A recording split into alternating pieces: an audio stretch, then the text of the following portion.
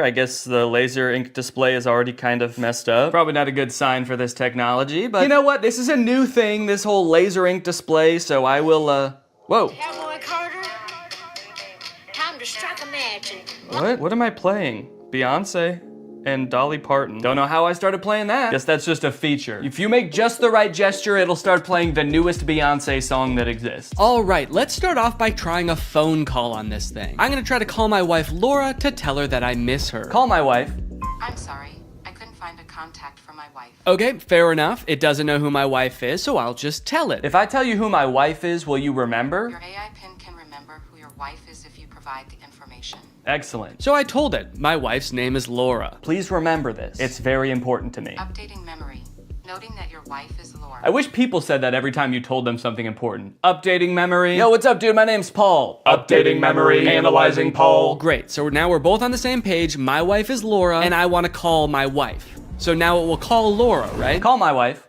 Multiple matching contacts. Which one do you mean? Laura Fuexlow or Claire?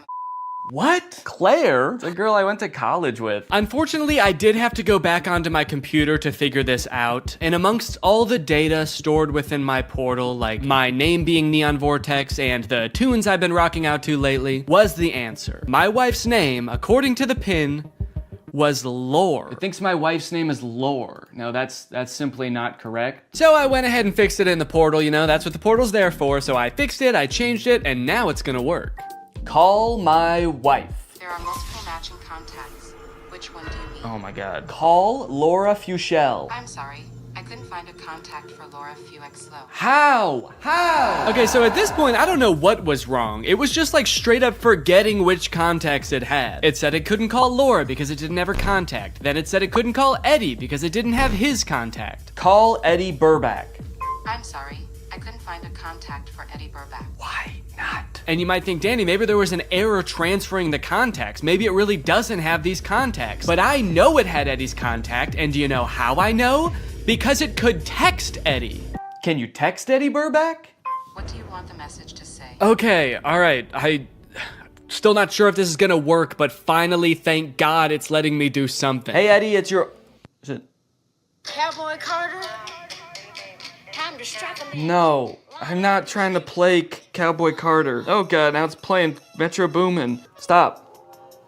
Anyway, eventually I sent the text to Eddie. It worked. I didn't have any way to know it worked because there's no screen on this device. You can't see what the message you sent said or anything. So I guess you just gotta hope and pray it goes through and accurately transcribes what you said to it, which frankly I am not confident in after the whole lore debacle. Okay. Eddie just texted my actual phone and said, I know you made a video on the pin and I'm positive this is you, but it still feels like a scam, LMAO. I'm too scared to text back to a random number claiming to be my friend. Regardless of scaring my friend, the text went through. This was a huge confident boost.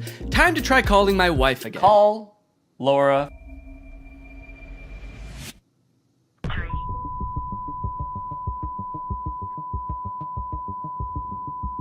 What? What is... Message has been recorded. Record your message after the tone. Oh, whoa. Simply hang No, up no. when done. Or for delivery Hang up. options, press the pound sign. I don't want to play like that. I don't want to play Metro Boomin. Hang up. Am I still recording a message? Cancel. I've been on the phone with her for a minute. Hang up.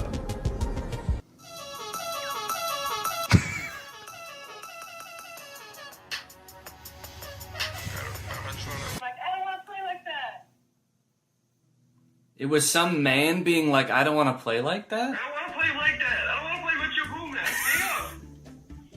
Am I still recording a message? Okay, well, yeah, I'd say that was a success. I'd seen a few demos online of Humane's GPS navigation solution, and while it did seem kind of annoying to have to hold your hand up like this the entire time, it seemed pretty doable. As long as they stuck to this and didn't do anything crazy like, I don't know, going in a completely different direction and making it borderline unusable. So to test it for myself, I drove to a part of town I don't know very well, about a mile away from the nearest Smoothie King with hopes of the pin guiding me to a delicious, delectable treat.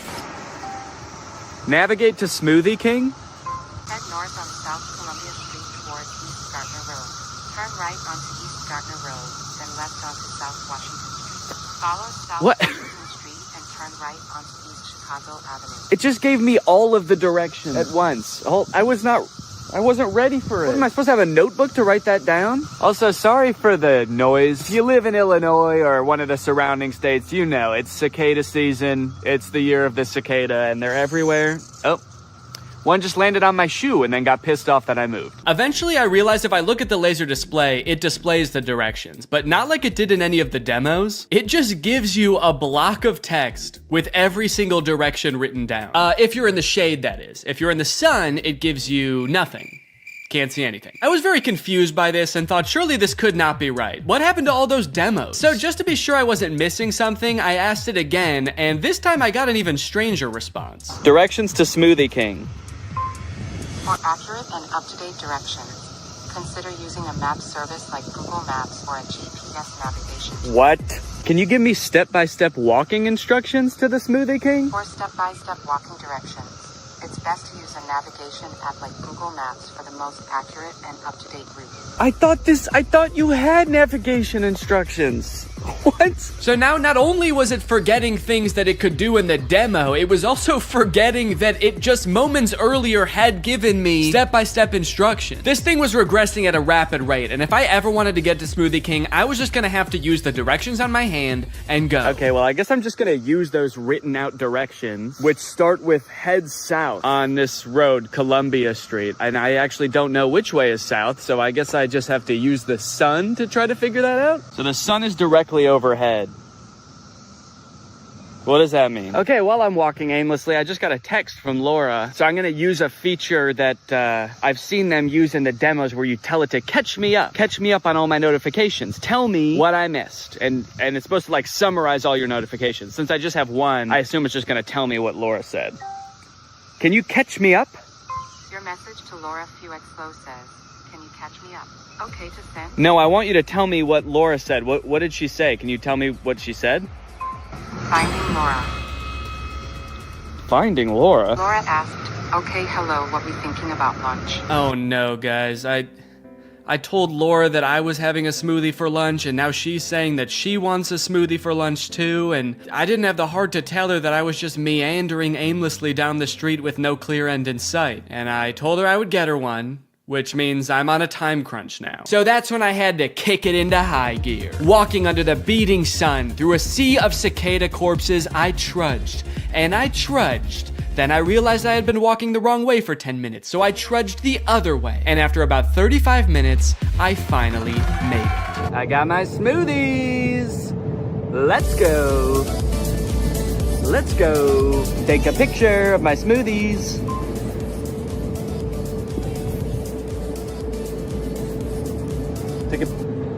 Yeah, I don't know if it took the picture. All right, gang, now that Papa's had his smoothie, it's time for a smoothie-fueled lightning round. Enough about practical functions. Let's see if this thing can have some fun. First, can it do bizarre music prompts? Play music written by YouTubers named Danny.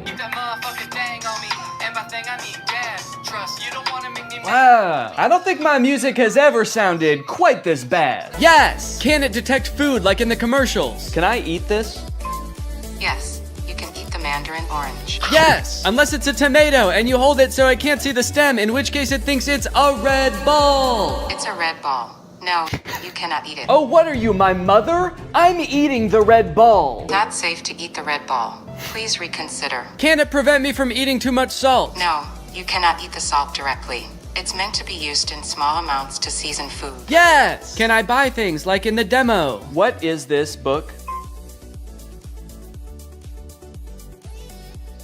Okay, by this point I probably just could have read the It's title. titled The Sneetches and Other Stories. How did it know? Okay, buy it. Purchasing is not supported. No! But most importantly, can this AI be sweet to my dog? You can be sweet to the dog by petting it gently, giving it treats, speaking to it in a calm and soothing voice. I'm happy to report that yes. Yes, it can. It's a good boy. And here's a treat. Good boy. You know what? Now this isn't so bad. This is just petting a dog. This has nothing to do with the AI pin. Does anyone want to buy this from me? It's, really good. Over the past few months, Mark Zuckerberg has been hopping on the AI bandwagon hard, adding AI features to all of Meta's apps, most notably perhaps in Instagram, where you can't even go to the search bar without Meta's AI trying to suggest searches to you. Sorry, do you think that I came to the search bar because I knew I wanted to search, but I didn't know what for? That's not how searching works. They've also released a bunch of chatbots in Instagram. I like using the word release there because it kind of sounds like a tech product is being released onto the world, but it also kind of sounds like they're unleashing a horde of monsters upon us. They've released the AI chatbots! Oh fuck, that one looks like Mr. Beast! This is really awesome, you know? Personally, for me, one of my favorite things about social media is that it started out as a way to connect with each other, but ended up actually making people feel more lonely. So Meta's solution was to use algorithms and manipulate people's emotions to make them even more addicted to the platforms. But then that didn't work either! So now their much better solution is to replace what little human interaction we already got on these platforms with chatbots that look like Mr. Beast for some reason. And I think this is really gonna fix this whole system right up. So I'm very excited to get into these Meta chatbots, but first, I have a very special announcement because this video does have a sponsor, and it is the Pokemon Company International. Guys, this summer in Pokemon Unite is gonna be incredible. You got Ho-Oh sweeping in, and you can snag it for 0 cost. You also have a very cool looking Dark Lord style Charizard Hollowware, which is so cool, and I wish somebody would call me Dark Lord style just once in my life. This summer, you could catch me roaming around the gamer world. My trainer's name is Danky Gonky. Go ahead, hit me up, add me to your squad, let's go and do some battles together. There's a challenge called the Divine Forest Challenge that lets you trade for a Ho-Oh's license, and guys, let me just tell you, Ho-Oh's no joke. Bringing back defeated allies with its Unite move, Rekindling Flame. You got other sick moves like Sky Attack, Fire Spin. You're gonna be unstoppable with this thing. This game is just busting at the seams with gifts, daily free prize machine ball throws that promise a Hollowware treasure. So if you want to hop into the game, click the link in the description, get into the Pokemon world, and make this a summer to remember. Again, click the link in the description to get Unite today. It's totally free to start on iOS, Android, and Nintendo Switch. And now let's talk chatbots. I'm still actually not sure what the point of adding these chatbots into Instagram is, so I asked it, what can you do? To which it responded that it can help in a variety of ways, from helping to plan a vacation to creating art, which is actually kind of a crazy coincidence because those are the exact two things that I would literally never want an AI to do for me. It went on to say that its strengths are answering questions, generating text and images, and just chatting. But at this point, all I could think about was the fact that it told me it could plan a vacation. I thought there was no way it could actually do that. And I was right. Can you help me plan a vacation? I'd be happy to help you plan a vacation. To get started, I'll need to know a few details from you. Here are some questions to consider. Where are you interested in going? How long do you have for vacation? What type of vacation are you looking for? What is your budget for the trip? Are there any specific activities? Do you have any preferences for accommodations? So I'm gonna say I want to go somewhere fun and tropical, a nice getaway for me and the family. I'd like to stay at a hotel for 5 days. With all of this information, it suggested a few tropical getaway locations like Hawaii, Cancun, Phuket. But then it said something that I did not expect. It says it can also help me with booking flights and hotels. How can Instagram book me a flight? I'm calling its bluff. I actually don't think this has the capability to do that because why should it and why would it? So I'm gonna say, okay, book me a flight for next week to Cancun and book the hotel. For flights, I recommend checking out websites like Expedia, Kayak, or directly on airlines websites such as American Airlines, Delta, or United. Yeah, great idea. That's what I would have done anyway. That's like if I went up to an old lady who needed help crossing the street and I said, "Excuse me, ma'am, can I help you cross the street?" And she said, "Oh, thank you, young man, that would be lovely." And then I said, "All right, just put one foot right in front of the other until you get to the other side." And then I gave her a little shove,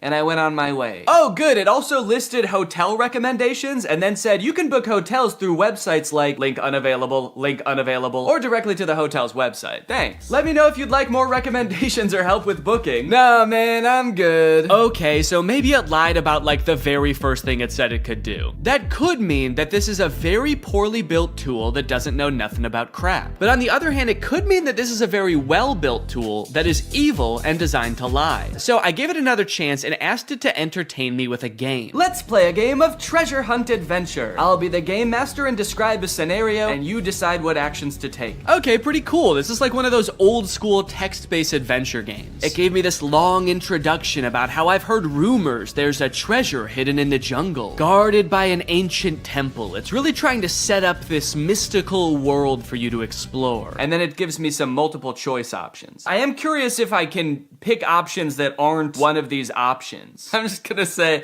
I find the treasure and go home.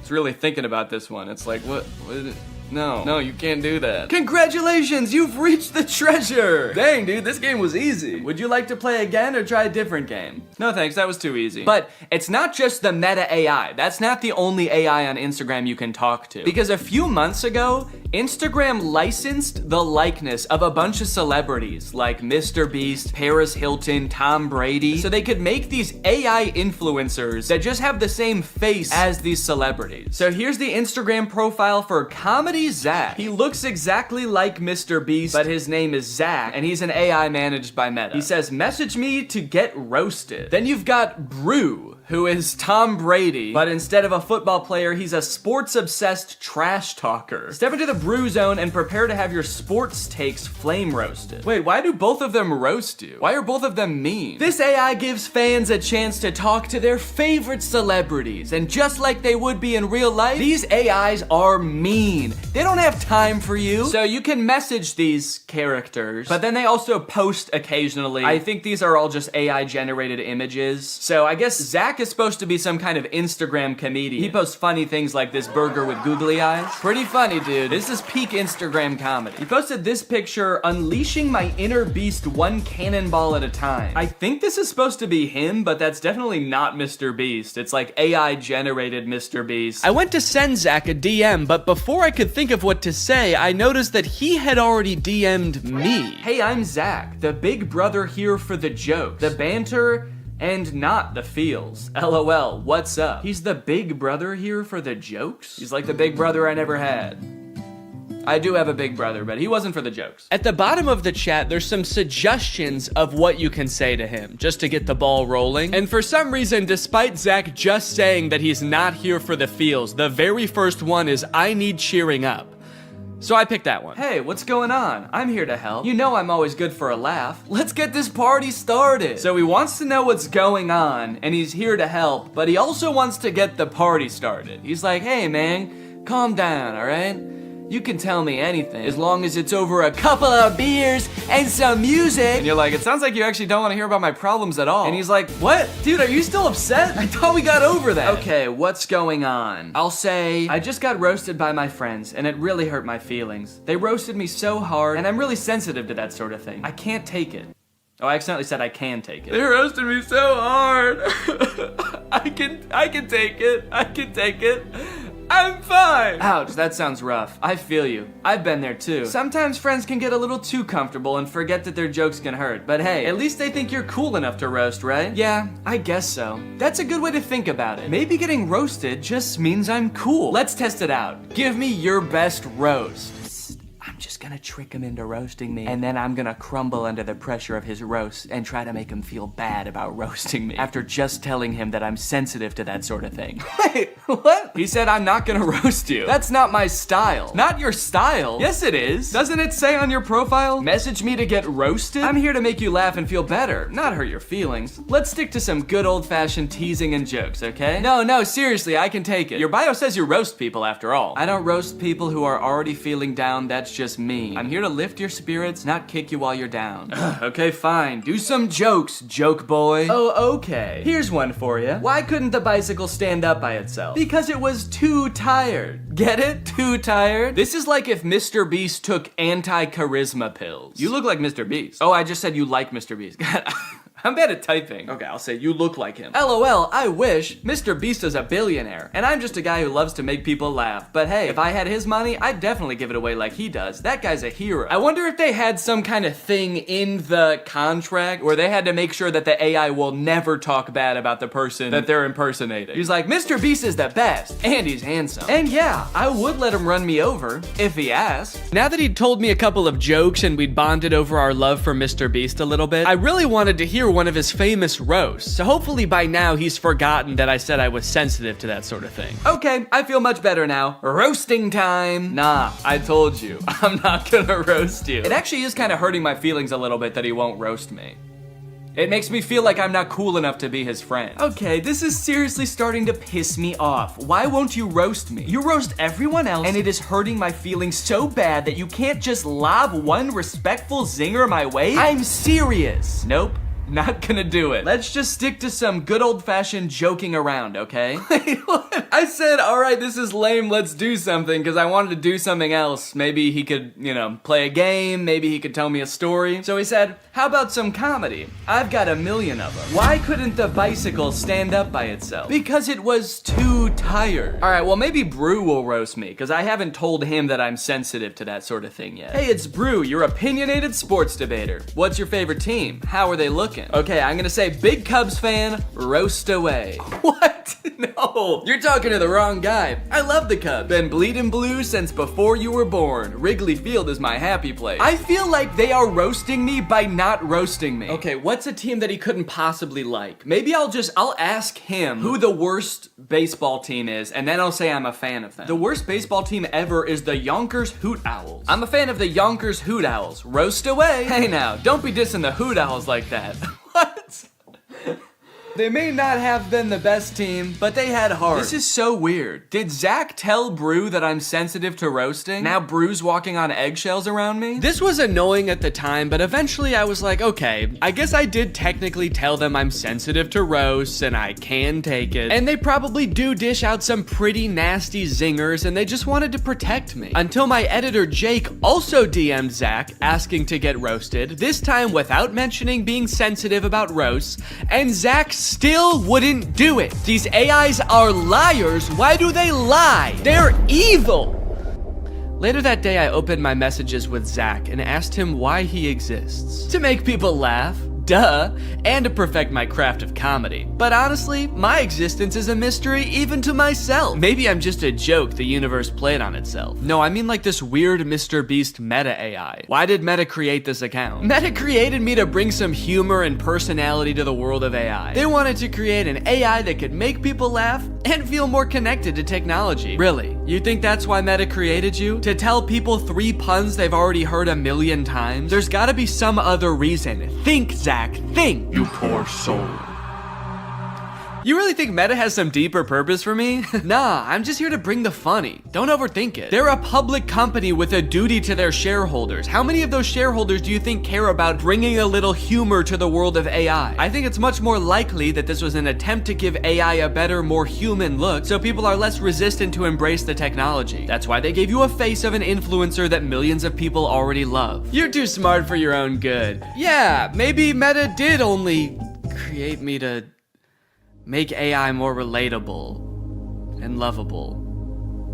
But let's be real, the joke's still fire. Then I asked it if I could hear one of its fire jokes, and it said, here's one. Why couldn't the bicycle stand up by itself? Okay, I know this video's been a little bit AI heavy so far, and everybody's talking about AI right now, so these next 2 products are gonna be different. While I was starting to work on this video, my editor Jake released a video about the Spotify car thing. It's a device that Spotify released that let people who don't have like Apple CarPlay or Android Auto have a screen in their car that controls their music. Theoretically, seemed like a pretty good idea, but apparently 1, the device never worked like it was supposed to, and 2, in a few months, Spotify is releasing a software update that makes all of them useless. So since Jake is sort of the resident expert on the Spotify car thing and is actually a proud owner of, or actually I shouldn't say proud, what is the opposite of proud? Ashamed. Since Jake is actually an ashamed owner of the Spotify car thing, I invited him to give me a little presentation on what's going down. Hey man, how's it going? Good. You like listening to music in the car? I love it. Hell yeah, man. Can't stop. Love to see it. You like, fun little devices? You like little trinkets devices and stuff? I'm honestly pretty agnostic on that. Hell yeah, man. All right. Love to see it. Oh, okay. Sick. Hell yeah for being agnostic on devices. Just out of curiosity, do you like generating like thousands of tons of e-waste just because like you can? Just because nobody can call you on it, nobody can stop you? You good with that? No. Hell yeah, man. All right. Love to see it. Cool.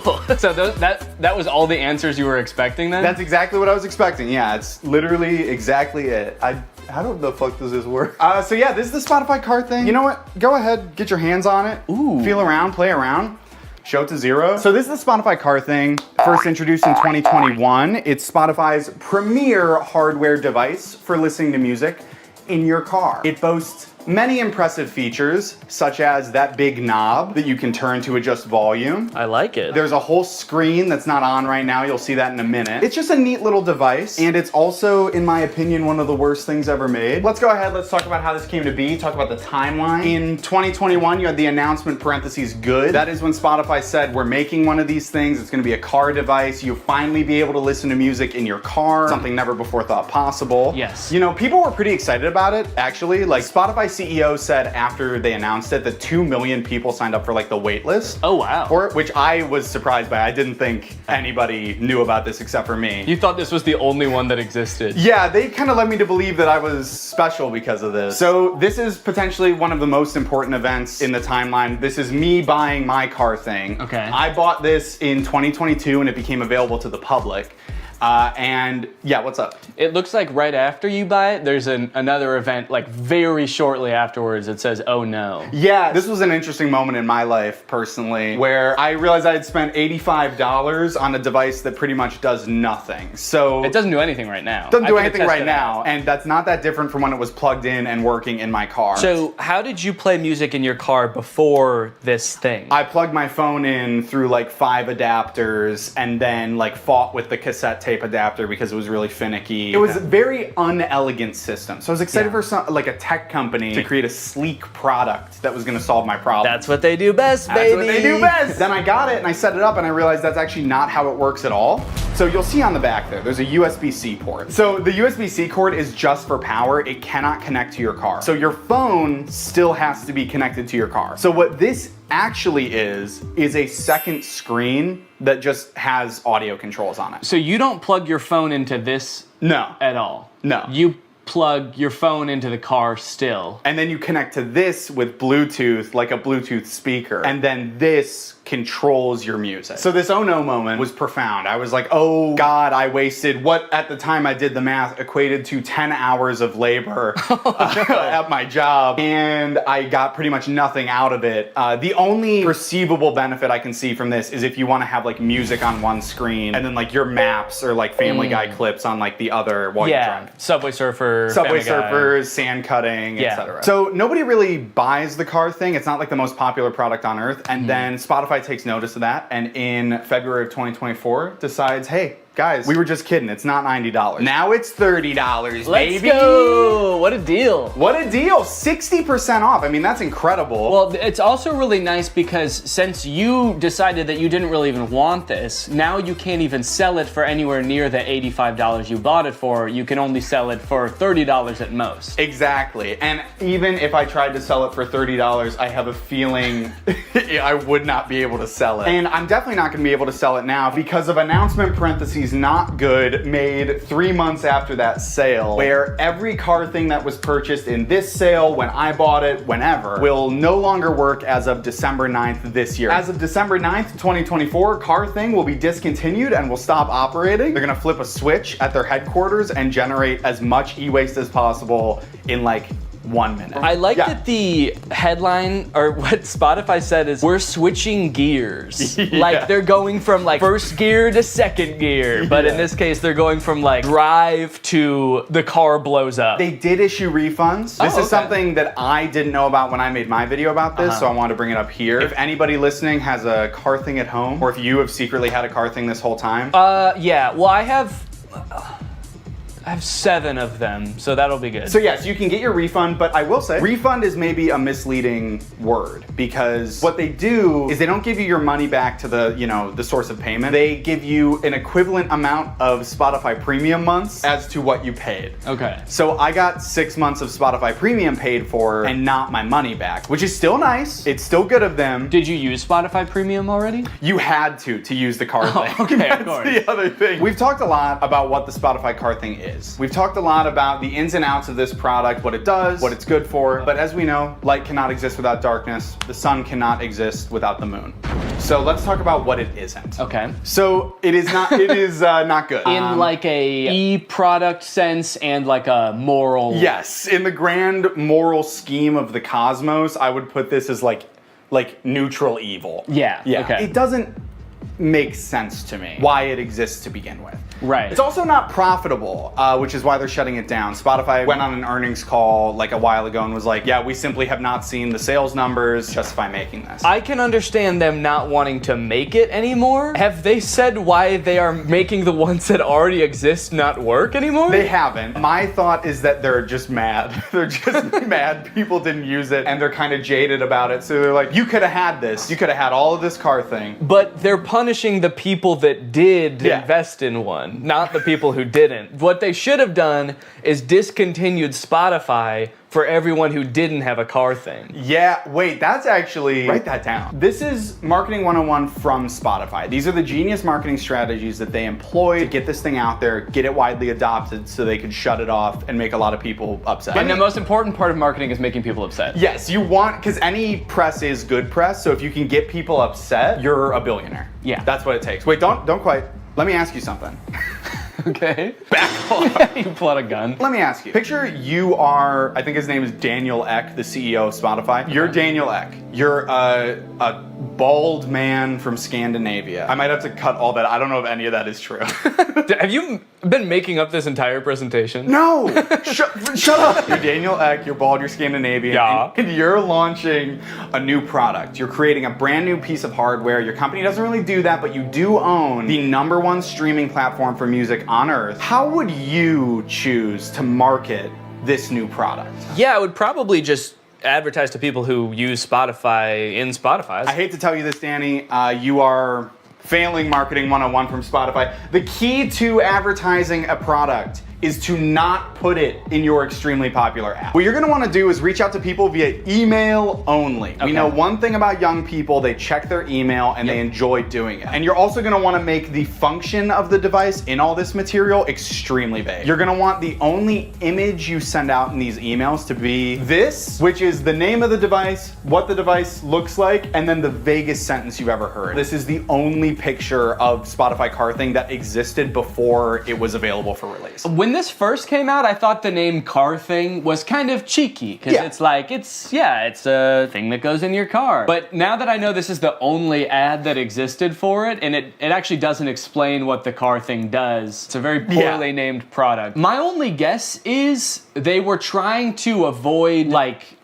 false advertisement lawsuit when they inevitably shut it down and it actually doesn't do anything, so they couldn't call it like a music playing screen because they knew all along they were gonna shut this thing down and then it wouldn't be that anymore. This is a side note, I literally cannot believe, I don't know who I was in 2022 because like the fact that like this and a vague couple of emails was enough for me to be like, I fucking need this is so crazy to me. Yeah, you can't even tell in the ad how big this device is. And I'll be honest, the ad, it makes it look huge. Like I'm looking, and maybe it's just because it's on a projector screen. Yeah, I would guess it's like, honestly, it's like this big. Yeah, wait. According to Spotify, their decision to delete the car thing was part of our ongoing efforts to streamline our product offerings. That's actually so crazy. I did not even think a company could do that. Can they do that with any product? You buy bread at the store and the bread company comes to your house and takes their bread back and is like, we're streamlining bread. Better luck next time. Anyways, you guys should go check out Jake's video on it as well. It goes much more in depth and he's really funny. But I think it's safe to say that that's gotta be the worst car thing ever, right? Well, in 2019, Tesla announced its first pickup truck, the Cybertruck. When it was announced, Elon Musk made it very clear that they wanted to do something different with the pickup truck genre, creating a more post-apocalyptic looking vehicle that you can drive around in with your cyberpunk goons. We've all got some. And they've got to get to soccer practice. But after years of delays and the truck finally becoming available for much more than Elon Musk initially estimated, owners have now been united with their trucks, and it is full of safety problems. My Tesla Cybertruck has 3 official recalls involving the wiper blade motor, the accelerator pedal, and this little plastic part right here just flying off as you're driving. And I just so happen to have rented one. I tried to remain optimistic when I picked up the Cybertruck, and at first everything seemed fine. It looked like a marvel of engineering, you know? Big, sharp, the windshield wiper was humongous. But other than that, honestly, things seemed pretty normal. Until I started driving the car home. On my way home with the truck, I started to notice that nearly every person who drove past me was staring at me. People were gawking, mouths agape, some even took pictures. I was starting to feel like an animal trapped in some kind of cyber zoo. And things only got worse when I got home and finally got to do some research, only to find that people hate this truck. Owner after owner had been posting videos on social media of people peeing on their trucks in broad daylight. I didn't realize how strongly people felt about this truck, but I was starting to worry that they felt the same about the people on the inside of them. Should I be fearing for my safety? I know damn well that the windows aren't going to protect me. At the very least, I needed to make sure that I was not seen anywhere near this truck. I needed a disguise. I needed to become Neon. Vortex, he's the coolest guy. And his pin's AI. Look at him go, what a little freak, it's Neon Vortex. So I've spent a decent amount of time with the Cybertruck now, and I've compiled a little list of pros and cons. So we'll go through that real quick so you can get a quick rundown of everything that's good / bad about the Cybertruck, just in case you need like a quick decision. You got your finger on the buy button right now, and you just need to know, Neon, should I buy this thing or not? Pros. The interior is actually pretty nice. I like the little ambient lighting that goes around the whole front of the cabin. Actually, I think it's in the back too. There's a little strip. The steering wheel has the turn signals on the wheel, which takes a little while to get used to, but once you are used to it, I think it's actually pretty nice. All of the materials on the inside seem pretty nice. Like the material on the roof liner is like a nice suede kind of thing. It's pretty spacious on the inside. It has ventilated seats. My butt's so cold.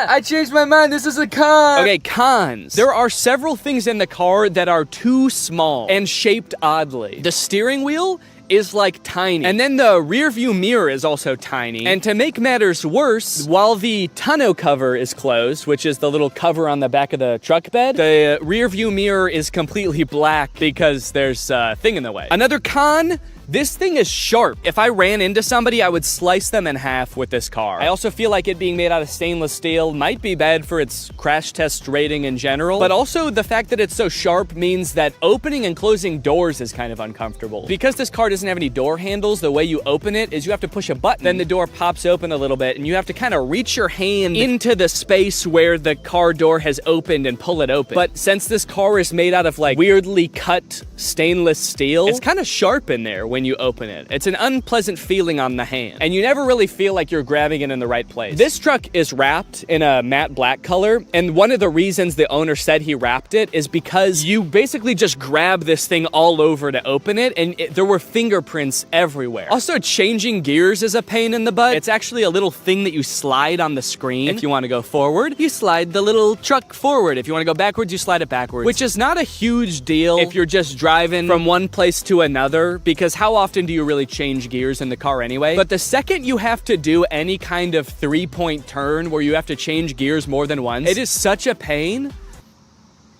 Bug just landed on my eyeball. One thing that's sort of a pro and a con is the rivet in the accelerator pedal. You see, when Tesla first started shipping the Cybertruck, owners began to realize pretty quickly that after a short time of use, the plate on the pedal could come loose while you're pushing it down all the way, then slide up and get wedged into the car, effectively trapping the accelerator pedal to the floor. Luckily, since this car is electric, the brake pedal can fully override the accelerator pedal, so if you get into this situation, just stay calm, hold down on the brake, and hopefully by the time you realize that, you haven't plowed through like a school field trip or something. Anyway, since this started happening, Tesla has recalled all the Cybertrucks to put rivets in the accelerator pedal. So the rivet is a pro in the sense that now your car will not decide to keep accelerating forever until the end of time, but it is also a con because if it needed this rivet in the first place and Tesla didn't catch this very simple issue before releasing them, what else might they have missed? Ooh, I know actually. Maybe the fact that the frunk chops fingers off. This is the frunk, or front trunk of the Cybertruck, and because it is super sharp and can close automatically, it is apparently basically a guillotine. When people with access to Cybertrucks started realizing this, TikTok, Twitter, YouTube were all flooded with videos of people testing it out with various fruits and vegetables, and it did not look good for the Cybertruck. Tesla took note of this and actually issued a safety update to the car's software fixing the issue.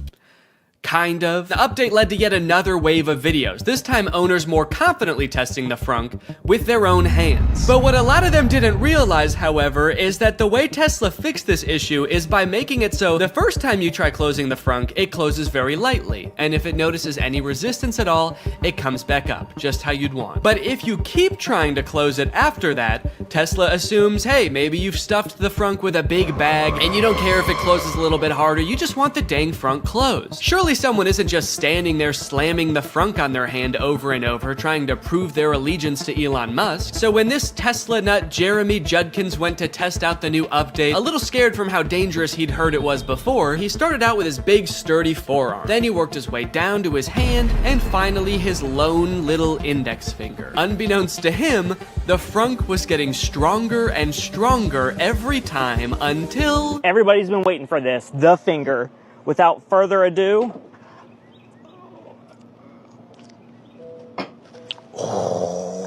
I feared for my finger for a second, not gonna lie. That's kind of bad. Yeah, so I wasn't gonna test this out on my own hand, but I did try it with my shoe. Okay, I don't think that was enough pressure to slice my fingers off. I'm not gonna test that, but it definitely saw there was something there, recognized it, it thought about it for maybe a second and was like, do I wanna kill this guy? And then it said, all right, what the heck, we'll let you go. So that's nice. All right, driving test. It's time to take this thing out on the open road and kill somebody. One interesting thing right now is it says press to drive and it's showing a picture of the accelerator pedal. So I like that it kind of assumes that as a Cybertruck owner, you have no idea how to drive. The experience of driving a Cybertruck is a little different due to its unique steer-by-wire mechanism, which means the steering wheel is actually not physically controlling the wheels. It's doing it electronically, which means that it can do things like turn more sharply when you're in a parking lot and less sharply when you're at highway speeds. It's a cool idea in concept, I think, but it definitely took some getting used to, and also, I don't know, like, was this really a problem before? I kind of liked that every time I turned my steering wheel, it turned the car the same amount. First time I took a turn in this thing, actually every subsequent turn I took after that too, I was like, whoa, this thing is a bucking Bronco, man. This thing's trying to buck me right out of it. This is a wily gal. I've been saying it all day, even alone in the car on the way from the guy's house who owns this thing. I was just saying, yeehaw! This thing is a wild girl. Yeah, I definitely don't like how tiny the steering wheel is and how flat it is on the top. It just feels like wiggling it a little bit sends the car so far in one direction. You really gotta be 10 and 2 if that analogy even applies to a rectangle or a trapezoid. I don't know what this is. I think it's like a hexagon. As a passenger, how is this for you, Jake? Is it... I would say I get motion sick in cars. I normally don't get motion sick in the front seat. Please. In this one, I am feeling a little motion sick.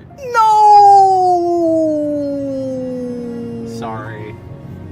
It's a bucking Bronco, you know, what can I say? She's a wild gal. Imagine setting your phone here, and you know, sometimes you slam on your brakes and the things in your car go sliding forward. Imagine if something went sliding forward all the way to the front of this dashboard. There's no way that you could ever get that back while you're driving. So if your phone was up there or anything important, you just gotta wait until the end of your drive to get it back. Either that or you have to floor it so fast that it comes flying back and then you just sort of catch it like that. That'd be kind of cool.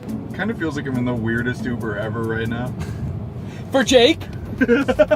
Where you going, man? The future? Strap in, buddy. It's gonna be a wild ride. And I don't know how to drive. We got a little cyber hungry while driving around, and I figured that taking our wild gal through a drive-thru would be a perfect way to get an outside perspective on the truck. Take me to a drive-thru. Command not understood. I'm hungry.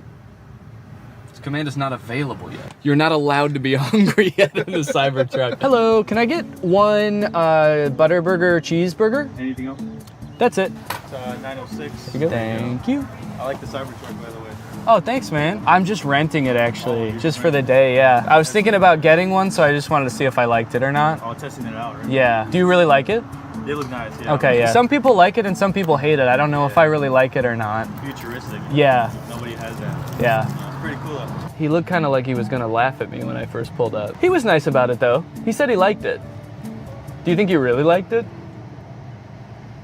I may never know whether that guy really liked the Cybertruck or if he was just being polite, or worse yet, sarcastic. But while we were sitting in an empty church parking lot enjoying our meal, we were confronted again, but this time in a much stranger way. As we were sitting there minding our own business, a woman pulled up beside us and just stared into the car for a good like 30 seconds. This is very confusing. She's looking. The windows of the truck are kind of tinted, so I didn't know if she could see us, but I was worried that she was like security for the church or something, and we weren't supposed to be there. So I rolled down the window to ask if everything was okay. And finally, she spoke. Hello. How's it going? Yeah. Oh, sure, yeah. Thank you. Yeah. Yeah, I can show you. Yeah, of course.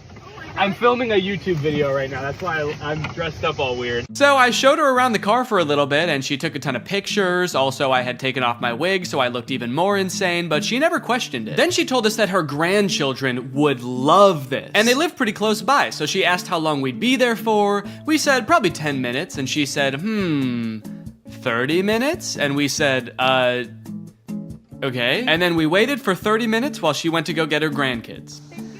Yeah, of course. Come on over. They did indeed love the Cybertruck. What do you think? You like it?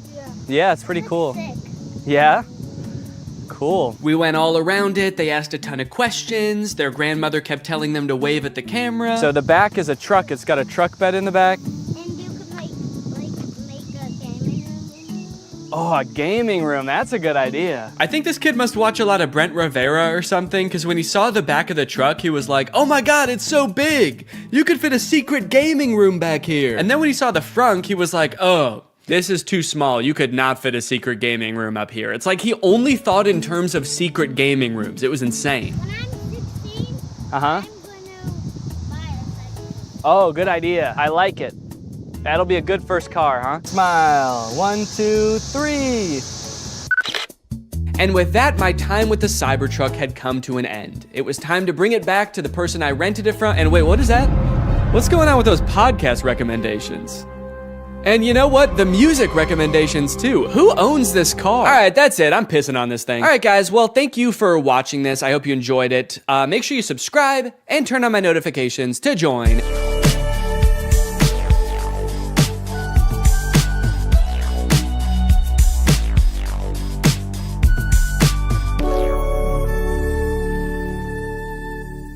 And then drop it. Okay. There was a person walking by while I was doing that. What do you think she thought? What sense could that possibly make to the average person? Maybe she knew what I was up to. She did look kind of older. Maybe she has a husband that does this kind of thing. All right, well, I'm happy with that. Also, I want to go home.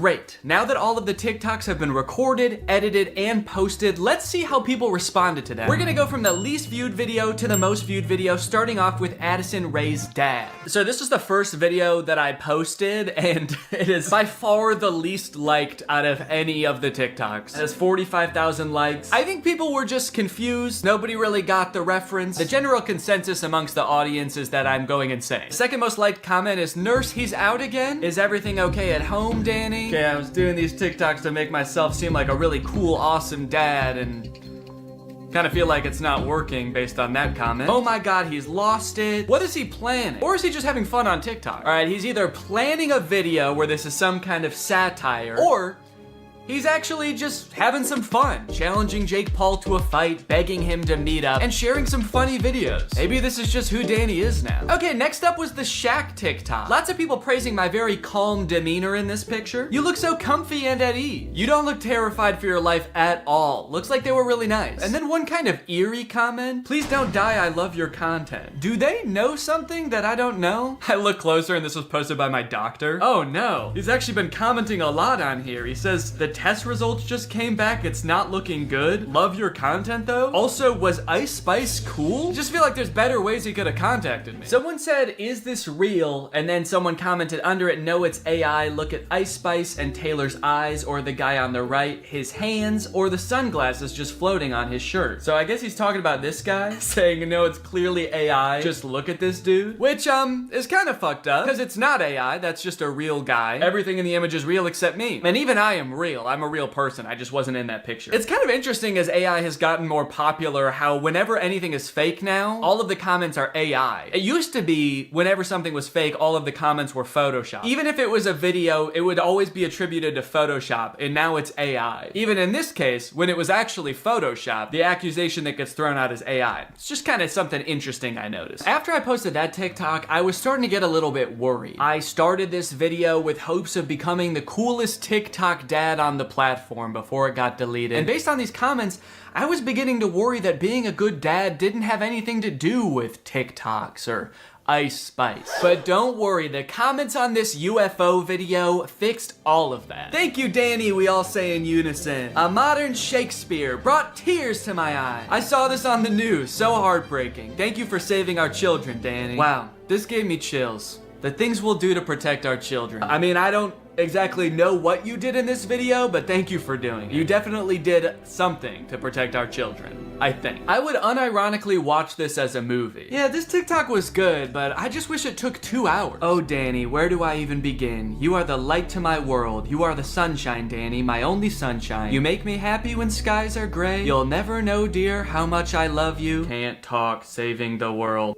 All right, second place, the silver medal of dad TikToks goes to the Scooter in the Woods TikTok. Raking in a whopping 1.1 million views, 295,000 likes. People are really vibing with oversharing strange location dad. One fun thing about posting all of these videos is seeing people comment trying to guess what the video I'm working on might be about based on all of these seemingly unrelated TikToks. None of them have anything to do with each other, so people's guesses were all over the place. But the most common guess, and the one that had the most likes on this particular post was, I'm guessing these videos are him doing AI prompts and seeing which ones go the most viral. Which I think, in a way, goes to show how far AI has come, where I'm replicating real videos that people have made, albeit adding my own little comic twist to them, and people assume that they were generated by an AI. It either goes to show how good AI is, or how bad I am.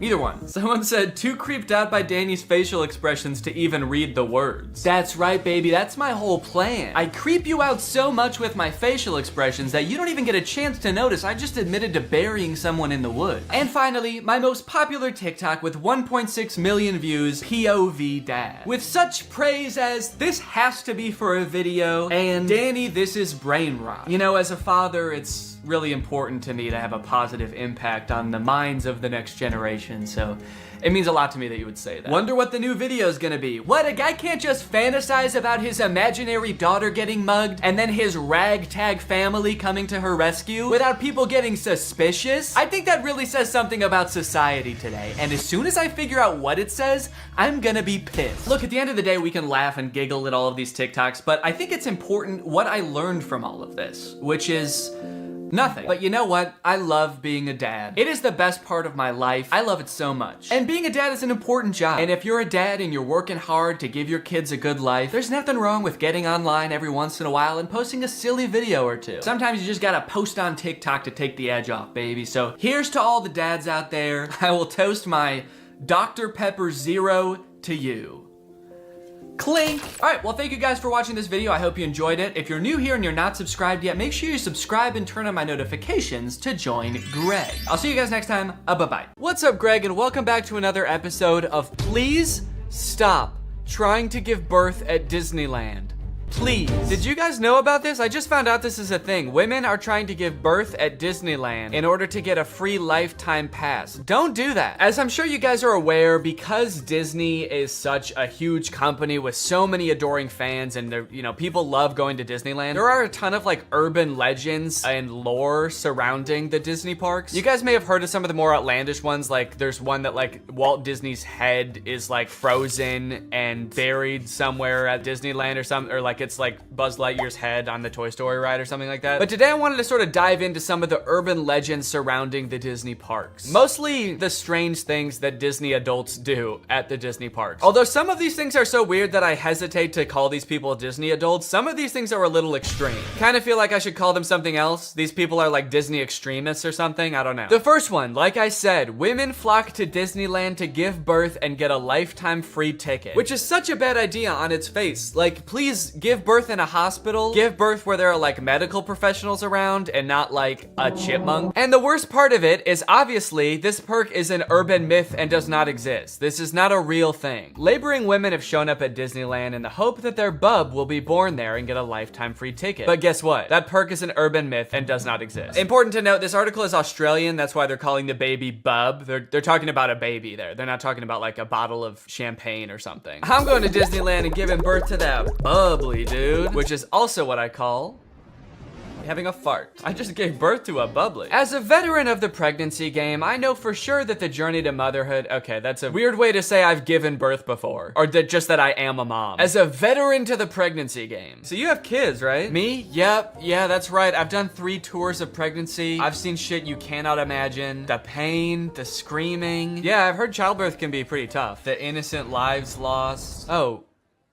What? The airstrikes. So many civilian casualties. Are we still talking about giving birth? Yes. Laboring women are racing to Disneyland's gates in hopes that if their baby is born there, they will secure their child a lifetime pass. Okay, so the article goes on to describe that there are people that have given birth at Disneyland before, and people have tried to replicate it and give birth at Disneyland, and they've gotten caught, and it hasn't gone well. I do feel like the article is over-exaggerating, though, saying that laboring women are racing to Disneyland's gates. Like, pregnant women have, like, the baby already coming out and they're shoving it back in, like running into Disneyland. There's just like a crowd of angry mothers-to-be banging on the gates in front of Disneyland. Let us in! We must release our spawn! Like making a break to the Pirates of the Caribbean ride to do a water birth. I just feel like they're exaggerating a little bit. I don't know if I would characterize it quite like that. So you're probably wondering how this rumor started. Like, did Disney ever at one point give a lifetime pass to someone whose baby was born at Disneyland? Well, I will let this TikTok explain that. Today in Disney history, the very first Disneyland baby was born. Rosa Salcedo gave birth to a 6-pound,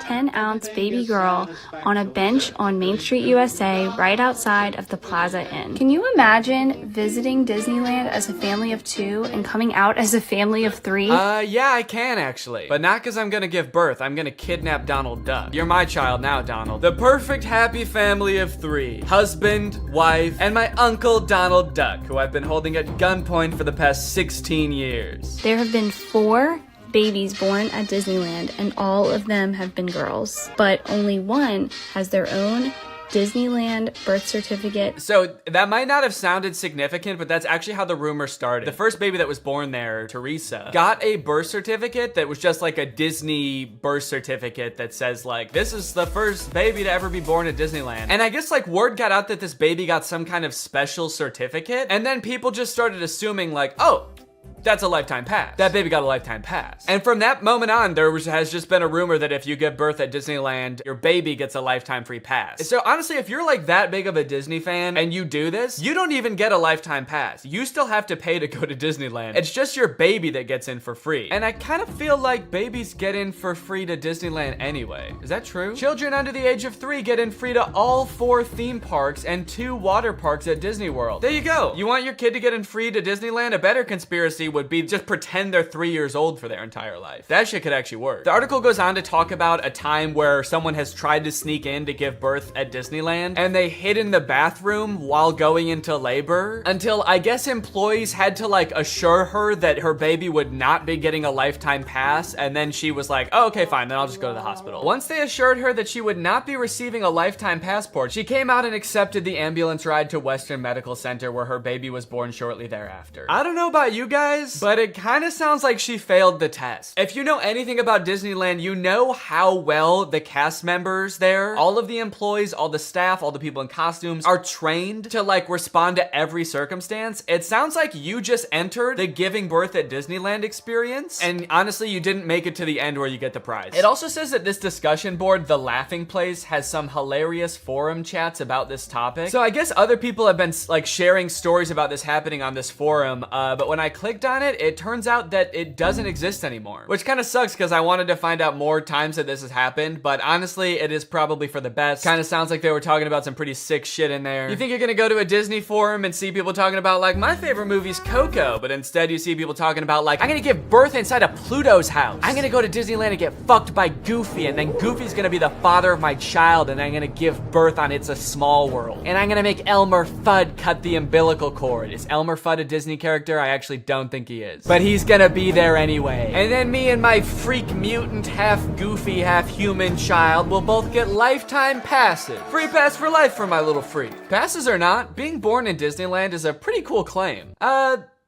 Yeah, I mean, I guess so. The way this is written, it kind of makes it sound like, so you might not get a free pass, but I don't know, it's worth a shot. You might want to do it anyway, just for shits. I've actually found a little bit of discussion about this on TikTok as well. Quick question, what's stopping me from giving birth in Disney World? Like in the Magic Kingdom, on a ride, in the Epcot ball? I think this TikTok in particular is a joke, but the comments under this TikTok are actually very interesting. I went into labor at Disney. They were not cool about it. And people like responded asking her to elaborate, and she goes on to detail her experience going into labor at Disney. And from her experience, it kind of sounds like the second anybody starts going into labor at Disney now because of this conspiracy, the entire staff immediately flips and like makes it their top priority to get you out of the park and like to a hospital to give birth. And I guess that sometimes they can be so rushed trying to get you out of the park that it comes off as rude, but obviously they're just like concerned for your health. They also don't want this rumor escalating of like people giving birth getting a free pass. And also it's just like people in sweaty mascot costumes trying to not deliver a baby because that's not their job. So sometimes I guess it comes off as rude. But the funny thing is, from this woman's entire explanation, it sounds like she didn't even know that this urban legend was a thing. So in her head, I guess she just like broke some unspoken rule at Disneyland that she had no idea about and made the entire staff of the happiest place on earth turn on her in an instant, which is so funny to me. Hello there, what can I get for you? Yeah, can I just get a medium root beer, please? Oh, great. Oh, great, another guy here to put his balls in the root beer. What? Hey everybody, this guy right here is about to pull out his big fat balls in front of everyone, in front of a bunch of children, and put his balls in a glass of root beer. Why would I do that? Don't play dumb. I'm not playing dumb. I am dumb in this situation. You've clearly heard that if you put your stupid fat balls— why do you keep calling them fat— in the root beer at Disneyland, you get to spend the night with Minnie Mouse. Oh, what the fuck? No, I just wanted some root beer. Is that true? No, it's an urban legend. But no matter how many times we tell people it's not true, we still get perverts like you coming to Disneyland, ordering root beer just so they can put their stupid— don't call them fat— balls in it! Oh, come on, man, don't cry. I already am. Why do you still sell root beer if this keeps happening? Because if you shit in the root beer, you actually do get a free fast pass for Space Mountain. Okay, I don't want to put my balls in root beer, and I definitely don't want to shit in the root beer, okay? I legitimately just want to drink some root beer. Oh. Sorry, my bad, man. I didn't know. Okay, well, that's literally what I asked for, so here you go. Ah, what the fuck is that? It's Walt Disney's head. You said the secret code, so here's his head. No, root beer. What? I wanted root beer. I wanted to drink root beer. So no head? No.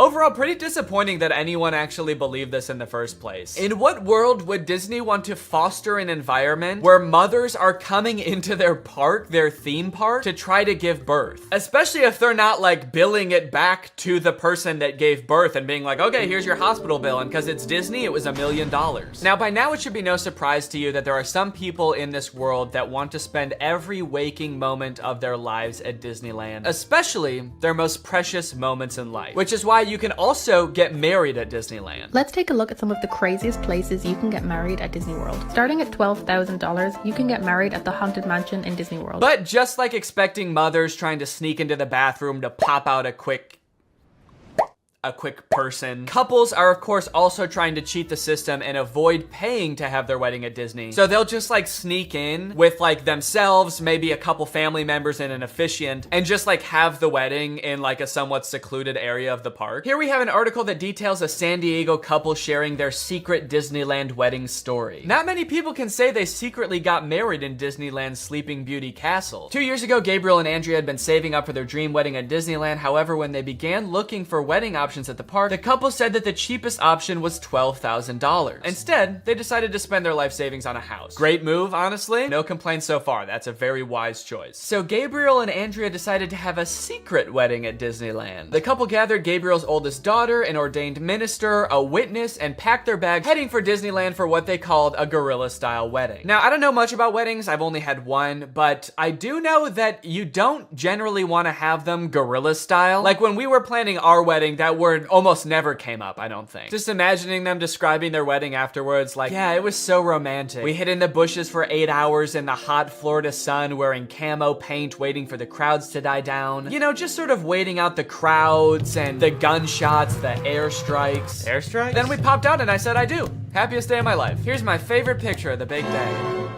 Now buckle up because this next urban legend is about to get nasty. Quite literally, this is disgusting. Like I said, the most devoted Disney fans would probably spend forever at Disney if they could, but maybe they can. For years and years, the Haunted Mansion has been the home to an endless supply of Disney myths and legends. But the attraction's most prevalent and persistent rumor is that guests regularly spread the remains of their friends and family inside the ride. This can't be true though, right? It is 100% true. Yes, that is right, and I don't want to bash anybody's final wishes. I know that that's a very personal thing, but spreading human remains in a public place that people are like walking around and touching? Please don't do that. Or you know what, I should say, you know, because I feel bad for people who are just trying to honor their dead relatives' wishes or whatever. If you're alive still and you're watching this video and that's gonna be in your will, please take it out. Don't make people do that on your behalf. Honestly, I am a little relieved that people are sticking to like spreading ashes at least, because there are a lot of different ways to dispose of a body. It was actually my grandpa's greatest wish to be laid to rest at Disney. Oh, that's sweet. You're gonna scatter his ashes around at the park? Not exactly.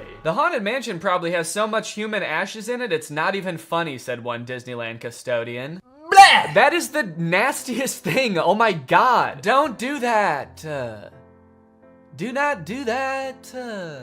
Please. People scatter their loved ones' ashes in the Disney parks monthly. Can you imagine just like being on a ride and the person next to you is dumping out ashes? Disney employees are literally aware of this too. They have to follow special protocols every time this happens. The custodians are used to identifying and vacuuming up these ashes. I don't know why I was surprised to hear they vacuum them up. Of course they do. It's a literal human corpse, basically. Of course they get rid of it. The people who are like requesting this happen to their bodies must know this, right? They must know that some custodian that does not willingly work in like a morgue or something is going to have to take care of that. This sounds awful for everyone. If you're the custodian, you have to vacuum it up, but if you're the person that just lost someone you care about, you have to know that they're just gonna vacuum it up. They might even make you watch. They have you come identify all the places that you scattered the remains, and then they just like make eye contact with you while they're vacuuming it up. This is going in the garbage now. We're gonna throw this in the garbage now. Say bye-bye. So when you're laying them to rest in the happiest place on earth, you're actually condemning them to forever in the suckiest place in the world. Yes, that is a very funny joke. And people will put them anywhere too. Like flower beds, bushes, the lawn at Magic Kingdom, outside the park gates. Outside the park gates? They'll put this shit anywhere too, you know, outside the park gates, on the highway on the way home, the McDonald's across the street, Universal Studios, shit anywhere. It doesn't really matter. I feel so bad for the employees that have to deal with this, honestly. That would be so scary. Honestly, even as a patron, you know, I honestly like going to Disneyland every once in a while. I think it's pretty fun. But next time I go, I am going to be terrified that I'm like touching human remains at all times. Especially now knowing that they put them everywhere. I'm gonna be eating a turkey leg and wondering like, is this actually some guy's leg? They're most frequently dispersed around the Haunted Mansion, which is kind of perfect, if you ask me. Okay, this girl's actually a little bit too into it. But now this whole ashes thing, which is not really an urban legend, is actually true, has actually spawned urban legends out of it, as you can see here. Have you heard of the legend of the crying boy at the Haunted Mansion in Disneyland? The story goes a mother spread her son's ashes without permission from Disneyland, and you can see him crying as you're exiting the ride. Spooky. I wonder why he's crying. Maybe because his ashes are in a vacuum. Maybe because he was a little boy and his mom spread his ashes in the scariest ride at Disneyland. The mom was like, yeah, my son used to love this ride. Every time we would get on it, he would be screaming and crying and shaking because he was so happy and excited. So I decided this is the perfect place for him to spend the rest of eternity. In a rundown castle of pure terror. It's what my darling little boy would have wanted. All in all, it seems to me that Disney, this giant corporation that owns like every media property known to man, has their grubby little fingers wrapped around people a little bit too tightly. It's like you already have every movie and TV show. Do you really need people like begging to spend their entire lives at your theme park also? But even still, with people spreading their loved ones' ashes at Disney, people trying to give birth at Disney just to get free tickets, Disney is still trying their best to immerse you in their parks as much as possible to make you never want to leave. Recently, Disney opened up the Galactic Star Cruiser Hotel, which is a Star Wars hotel and experience. I think it's like a 2 or 3 day long experience where you are like in this hotel. There's like a story that you have to follow about shit going on around you. It seems very immersive, and to a pretty big Star Wars fan, honestly, it sounds pretty cool. But it is also $5,000, and instead of windows, your room has a screen that just shows a video of outer space playing. So, you know, just keep that in mind that you might go insane while you're in this place. With no concept of night or day, you just have to adhere to the Star Wars pre-approved activities. There's like stormtroopers patrolling the halls at all times. It's kind of like they wanted to build a Star Wars hotel, but they built a prison instead. I read through some of the Google reviews for this hotel. It's only been open for a little bit, so there's not that much to go off of. And honestly, there are a lot of 5-star reviews of people who seemingly really enjoyed it. I did think that this review was really funny. This person gave it a 1 out of 5, and they said, thought the experience was fun, but not worth the price. There are too many missions to keep track of, and you are always missing something. It kind of seems like they got like too immersed in the story and like started to believe that they really needed to complete these missions. This sounds more like the review of a disgruntled employee that like works on a spaceship. There are too many fucking missions, man. There's too much shit to do. The hyperdrive is gonna fail, and I need to fix that, not to mention the First Order's breathing down my fucking neck trying to get me to give away the location of my comrade. This place is fucking stressful. I think my favorite thing I've seen come out of this Star Wars hotel is this apparently now deleted ad for the experience that says strike unlikely alliances in your very own Star Wars story. Apparently when you come in, you can decide if you want to be like on the good side or the bad side. So this ad, holy shit, this place is metal, dude. This goes hard. It's crazy to me that you actually can choose to be on the side of like the evil intergalactic fascists, basically. You and your preteen daughter can don First Order uniforms and betray one of your favorite character's trusts, Chewbacca, giving away his location and leading the First Order directly to him, who will take him away to be tortured and then eventually executed. It might be a little too immersive. It might be. We're gonna start hearing people come back and you're gonna be like, how was your trip? You went to the Star Wars hotel, right? And they'll be like, the guilt over my actions will haunt me forever. But I did what I had to do. It was honestly fucking sick. I loved it. And honestly, like, if someone offered to bring me there for free, would I go? Yes, I probably would. Yeah, honestly, I would like to go 100%. I would like to go. And as if living in an intergalactic prison day-to-day life is curated by Disney.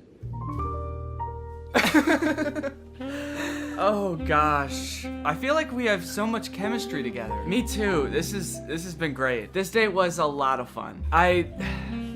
I really haven't connected with anyone like this in a long time. Fantastic. How likely would you be to recommend this experience to a friend?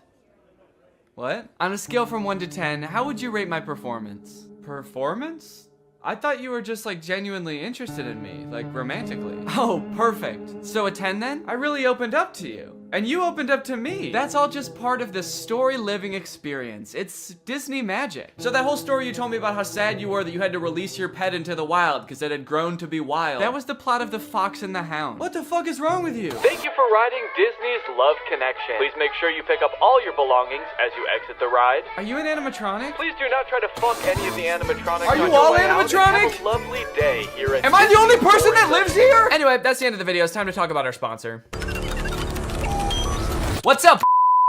It's me, a hacker, and I'm so excited to steal your data because you don't have today's sponsor, ExpressVPN. You see, sending data over an unencrypted network is a lot like sending a postcard. There's no envelope to cover up your info and protect your sacred message. So any old creep with a little bit of basic computer knowledge and a little bit of free time can come along and check out all of your private information. I'm talking passwords, financial details, hell, emails.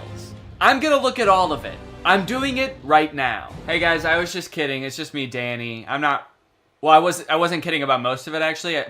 Just the part about me being a hacker, but the rest of it is true. Oh, there's not enough light on my face now. Can I just sort of illuminate my face with this? Luckily, today's sponsor, ExpressVPN, is here to help. Because ExpressVPN encrypts all of your network data with their best-in-class encryption. It would literally take a hacker using a supercomputer billions of years to crack this encryption. ExpressVPN has the fastest speeds out there. They've got 24/7 customer support, and ExpressVPN is extremely easy to use. You can fire it up and get connected with just one click. I've got ExpressVPN on every device that can have it, just to have a little bit of extra peace of mind when I'm out and about, especially on public Wi-Fi. So if you want to find out how you can get 3 months of ExpressVPN for free, then head on over to the link in the description. That's expressvpn.com/Danny Gonzalez. That's expressvpn.com/Danny Gonzalez. Thank you, ExpressVPN, so much for keeping us safe, but also sponsoring this video. Thank you to you guys for checking out ExpressVPN. When you click on the link, it really helps to support my channel, so thank you for that. All right, thank you guys for watching this video. I hope you enjoyed it. If you're new here and you're not subscribed yet, make sure you subscribe and turn on my notifications to join Greg. Greg is what I call my army here on YouTube. We are a ruthless army whose violence and terror knows no bounds. Please subscribe and turn on my notifications to join, and I will see you next time. Bye-bye.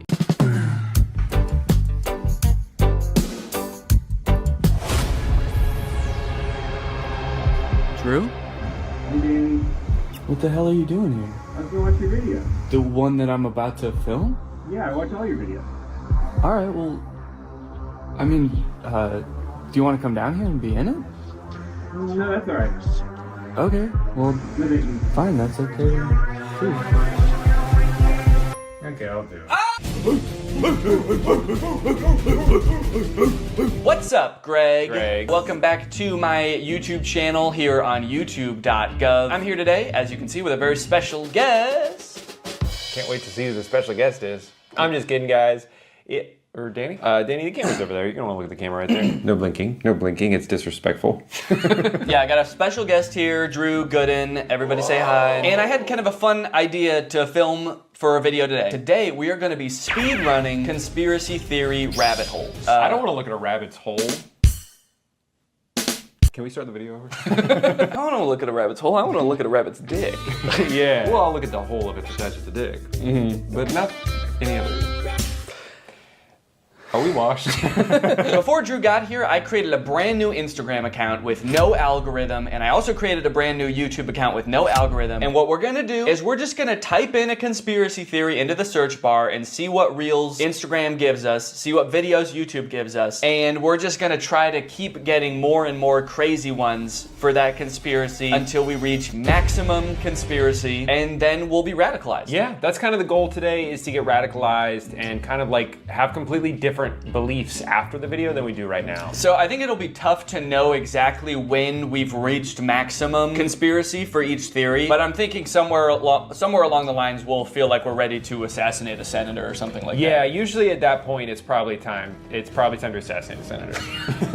That's usually how I know it's time to assassinate. Yeah, once I want to. Well, I guess the most basic conspiracy that we could start with is flat Earth. To me, it's not even a conspiracy theory. Because if the Earth wasn't flat, I'd fall over. Not fall off, you'd fall over. I'd fall over because of the slope. Have you ever tried to walk up a hill? And don't say that hills is proof that the Earth is curved. No, every time I've walked up a hill, I fell over. Exactly. So, what are we just going to search flat Earth or flat Earth? I guess it's kind of telling what the fittest flat earther. If someone has a conspiracy theory, I will only believe them if they're in really good shape. All right, we're just gonna search flat Earth. I guess we could go through some of these pictures, but really what I'm looking for is an Instagram reel. I see the craziest stuff on Instagram. Are you yawning already? I'm so bored. 33rd degree Freemasons, who are also Satanists, provided us with the glow model to deceive and mislead us. Oh. Yeah, so the round Earth is like a prank by the 33rd degree Freemasons Who are also Satanists. Yeah. I like the first comment. I'd love to learn more facts around this. People think I'm wacko for suggesting the Earth could be flat. You are. Can you downvote on here? You're saying he harmed an animal? Yeah. Yeah, that comment pissed me off so much, I'm gonna go kick my dog. Yeah, it's his fault. What is the photo? These are all different ancient civilizations, how they thought the Earth looked, which is all flat. Oh, so it's sort of like this many people can't be wrong kind of thing. Yeah, even though they are all wrong. What's going on with the Australian? If you live in Australia and you watch my YouTube videos, stop. They probably watch them backwards too, because everything's upside down. Yeah, toilet flushes the wrong way. When you poop the toilet, it just comes out. I am so tired of it. I make a mess every time. So this is interesting. So Mars is like a hexagon? How can we view Mars and the other planets as mere balls of dust or gas? I'm gonna start saying that about my own balls. How can you see these as mere balls of dust and gas? Instead of what they really are. Balls of skin and cum. If gas on Earth isn't significantly affected by gravity, how is it possible that Jupiter, supposedly a massive ball of gas, has a gravitational force 2.5 times smaller than Earth? It's all a lie. Space is fake. All right, they had me until space is fake. I know space is real. I know space is real. That's where God lives. That's where God lives. Wait. Space is fake. But even in their own picture, they say this is Mars. They know that Mars is real. Then where is Mars? Australia, maybe? Oh. So Australia's not flat then. So maybe the Earth is shaped like this, and we're here, Australia's here, and that's where Mars is. Oh. When did you learn how to do that accent? I just freestyled it. That's crazy. Is that what they sound like there? That's hilarious. Mars. Well, where the frick are the reels? I thought they were gonna be... shit, I don't know how Instagram works. Where's the videos? Maybe now that I've searched it, it's gonna be my reels.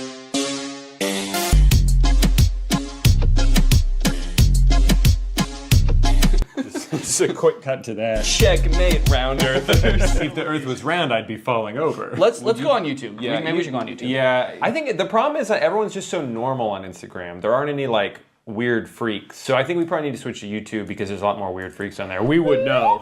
We can speak. We can attest to that. We can attest to that because there's at least 2 weird freaks on there with YouTube channels. Our toes are interlocked right now. That's how weird we are. Because if we let go, I'll fall down. So we created this Instagram account or this YouTube account from scratch. The only thing that we've looked up on it so far is Drew looked up Justin Bieber slowed down 800 times. It's beautiful. And it's beautiful. And we also listened to Sneaker Night by Vanessa Hudgens. Yeah, that was also my idea. So the results might be a little bit skewed towards Vanessa Hudgens' Sneaker Night. Mm-hmm. That's not like part of the conspiracy. That's my own mistake. I messed up. But from here on out, we're not going to influence it anymore in any way at all.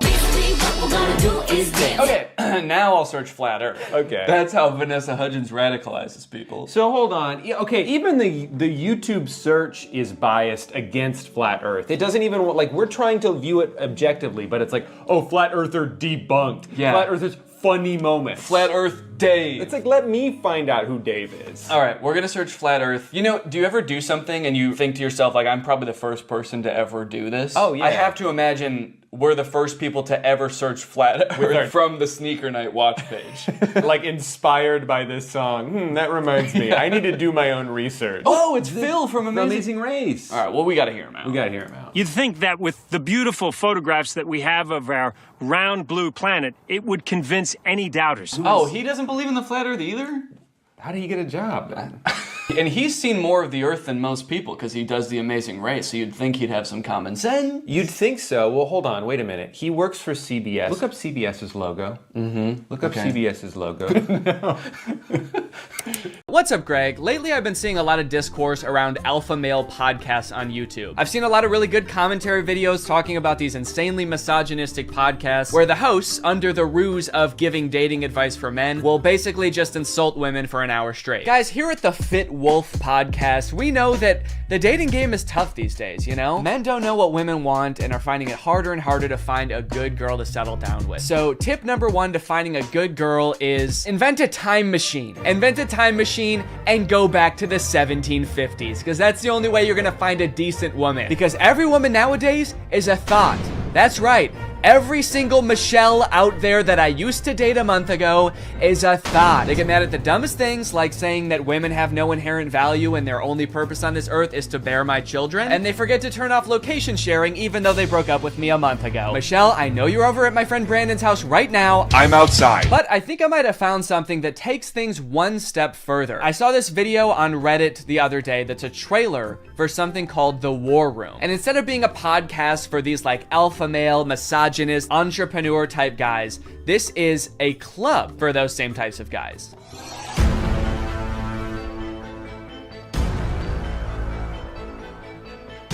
After I joined the War Room, that was the year I made $100,000. On the surface, this kind of just seems like a trailer for a club where you get to hang out with a bunch of bald guys and smoke cigars and talk about business and making money. 1 year ago, I did not even have a business. I didn't make money.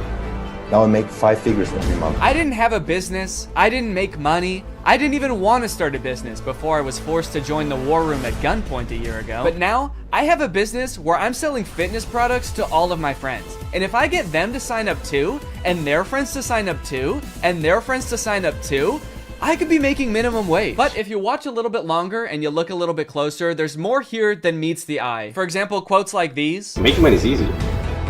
You just take it from somebody. Doesn't sound like making money. That just sounds like stealing. In the War Room, you learn how to be James Bond, where you can just pick up any weapon and use it. I'm sorry, I think I'm struggling to see the connection between business and knowing how to use any weapon. Is the War Room an actual militia? I was just assuming the war in War Room was just for branding because men like violence, but now I'm kind of scared. It keeps cutting back and forth to like shots of them shooting guns. I'm a little worried about making this video, honestly. Usually when I make commentary videos, the biggest thing I have to worry about is getting a copyright strike, but now I'm worried about getting a drone strike. A lot of times like the alpha male types will use metaphors like talking about how we're like wolves or like how love is like a war. So I assume this is like a metaphor, like business is like war and dating is like war. But the War Room is like war is like war. Get your gun, dude. We attack at dawn. A lot of people had a bad time in college. I was not one of them. And I credited a lot of that. Did that guy just shoot fire out of his hands? What does that have to do with any of the skills you learn in this club? I didn't know anything about business before I joined the War Room, but I've been a member for 5 months and now I'm a wizard. How does being a wizard help you with business in any way? Does being magic help you organize your finances in some way? Who said anything about business? You did. That's what this club is about, isn't it? That's it. This interview's over. Okay, I'll stop. Give me money now. Definitely makes me want to join. You got dudes shooting guns, swimming, doing group exercises on a hilltop, watching other people gamble, smoking cigars. It kind of just seems like one super long bachelor party for men whose wives have already left them. And then at the end of the video, it gives you the URL to sign up. It says 54 countries, 1,000 members, and resist slavery. That's the last thing it says in the whole video. It says resist slavery, and then the video ends. And it's like, yeah, I will. I am. So I keep saying this club is about business because that's kind of what the trailer was implying. It's about like networking with all of these rich, influential people, making money, stealing it from people, using your magical powers to steal money from innocent civilians. But if you go to their website, there's not really any reference to business, which is confusing. And the description on their website says this: the War Room is a global network in which exemplars of individualism work to free the modern man from socially induced incarceration. Okay, but like, what do you guys do? Like, if I join, what do I get to do? I get you're gonna free me from socially induced incarceration, but what does freedom look like to you guys? Is it like, am I quitting my job to go to a cigar pool party? This package costs £4,000 and they have packages on their website that go up to £7,997. Do any of these guys not see the irony and being like, individualism rules, dude. Society is like jail. If you conform to society, that's like being in prison, basically. You're basically a slave at that point, while also being like, yeah, I paid $7,000 to join a club where everyone looks and dresses like me. I didn't want to be a stereotype, okay? So I joined a man club to smoke cigars and shoot guns. And that's sort of what makes me an individualist. It just feels like they're kind of playing the like, I'm not like other guys card. And I guess in some sense they're not like other guys because most guys can't bend the elements to their will like that one guy. But other than that, I mean, it's just like all the pictures are just guys hanging out in dimly lit clubs, doing military style drills thrills. I don't know what's going on here. In case you're not sold yet and you haven't been convinced to join, let me read you a little bit more because the War Room's website uses like every cliche pickup artist tactic to try to get you to join this club. We got the classic negging. What can you bring to the War Room? Truthfully, very little. Probably nothing at all. You are not ready for the War Room. You will not revolutionize what we built. If you had the capabilities we required, you would already be inside. What? They think I can't bring anything to the War Room? They think I'm some kind of sucker who doesn't have my life in order and can't manage my money. I'll show them. I'm gonna take out a 4th mortgage on my home and I'm gonna join this club. We'll see how stupid they think I am then. They also use like the get it while you still can technique that's in like every as seen on TV commercial. This chance won't last forever. We will not hold this open for everyone. Soon, membership will close. The War Room members and their sons will remain the closed wielders of global influence into eternity. Holy shit, dude. They're closing submission soon? I'll be right back, guys. I gotta go. I'm not doing this for me, okay? I'm doing this for my son. I guess my son gets to be in the club too if I join. I gotta go.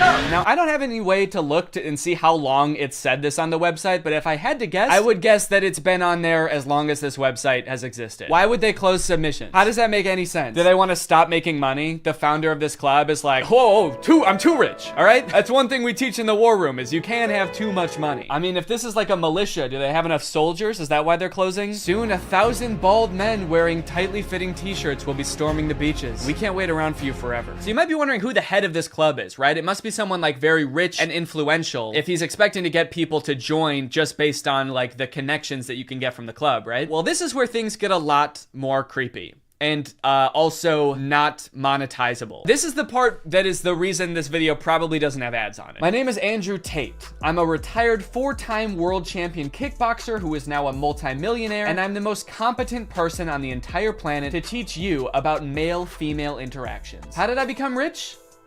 Webcam. Definitely gonna need him to elaborate on that a little bit. That's so vague. Mr. Bezos, please. You're the richest person in the world. Do you have any advice to young up-and-coming entrepreneurs on how to start a business and how to get rich like you? Book. Huh? Book. Need I say more? Yes, please say more. We literally have no idea what you're talking about. So you're probably thinking like, did this guy invent webcams or something? Is he like famous on Twitch or something? Is this Sapnap? I don't know. I've been running a webcam studio for nearly a decade. I've had over 75 girls work for me, and my business model is different than 99% of webcam studio owners. If you had to guess whether it's different because it's more creepy or less creepy than other webcam studios, what would you guess? Go ahead and vote down in the comments below, guys. Do you think this is gonna be creepy or no? Over 50% of my employees were actually my girlfriend at the time, and of all my girlfriends, none were in the adult entertainment industry before they met me. My job was to get women to fall in love with me. Literally, that was my job. My job was to meet a girl, go on a few dates, sleep with her, test if she's quality, get her to fall in love with me to where she'd do anything I say. Holy shit, this is insane. And then he gets them to join his webcam empire where he gets them to do, you know, he gets them to get nasty on camera. I'm not a lawyer, but does this not... Does this not feel illegal? At the very least, this seems like insanely creepy. This feels abusive. It feels like he's just confessing to crimes. That's why I want you to join the War Room, all right? You're gonna learn about making money, picking up women. You're gonna form a militia to protect me from an international tribunal for my many crimes that break international law. For legal reasons, that was a joke, okay? I don't know if this is legal or not. So I guess what he meant when he just said the word webcam was that he's exploiting a ton of women online for his own personal gain. In hindsight, it seems so obvious. How did I not guess that? Let's watch another promotional video for the War Room. This is on Andrew Tate's YouTube channel, and it's called The Matrix Predicted the Great Reset Explained. Basically, it's a video where this guy compares his life to the Matrix. We are living inside of the Matrix, and I am Morpheus. I know you're sitting thinking, why did Tate not decide he was Neo? Because Tate has all the Aikido and the masterful, nearly superhuman abilities. Yeah, I used to be a kickboxer, so I'm basically in the Matrix. Actually, the reason I take the War Room guys to the gun range so much is so they can shoot at me and I can dodge the bullets like Neo. It's like, okay, dude, if anyone here has superpowers in the War Room, we know who it is. And it is not you. And when I say we're living inside the Matrix, I'm not stating that with irony or as a joke. We are genuinely, actually living inside of the Matrix. The Matrix is real. Yeah, something tells me that even though he keeps saying literally, and this is not a metaphor, that it is a metaphor. Something tells me he's not literally saying that we're living in a computer simulation that's controlled by, like, aliens or whatever The Matrix is about. I actually haven't seen The Matrix. I think that's what it's about. Something tells me that's not the point that this guy is making, even though he keeps saying literally. In the description of this video, it says stage 1 fighting against the Matrix is to become rich. Learn how here. I'm sorry, that's the first step? You know it's gonna be an unhelpful article when step 1 is become rich? Like step 1 is something that takes years and some people will never do it. Also, again, I haven't seen The Matrix, but I'm fairly certain that was not the first step in breaking out. I don't think Morpheus was like, listen, machines are trapping humans and using them as batteries in their simulation, and the only way we can break out is by setting up a dropshipping business and investing in Ethereum. Ethereum's actually great because you can verify smart contracts. It's actually the best crypto out there. Imagine if this dude is right and we really are living in the Matrix. Like, what does being free look like? Oh my God. I did it. I'm free. I made it out. All right. Hey guys, we got another one. All right. Welcome to the club, buddy. Hell yeah. Congratulations, man. Yep. You finally made it out of the simulation. Wow. Thank you guys so much. Where's everybody else at?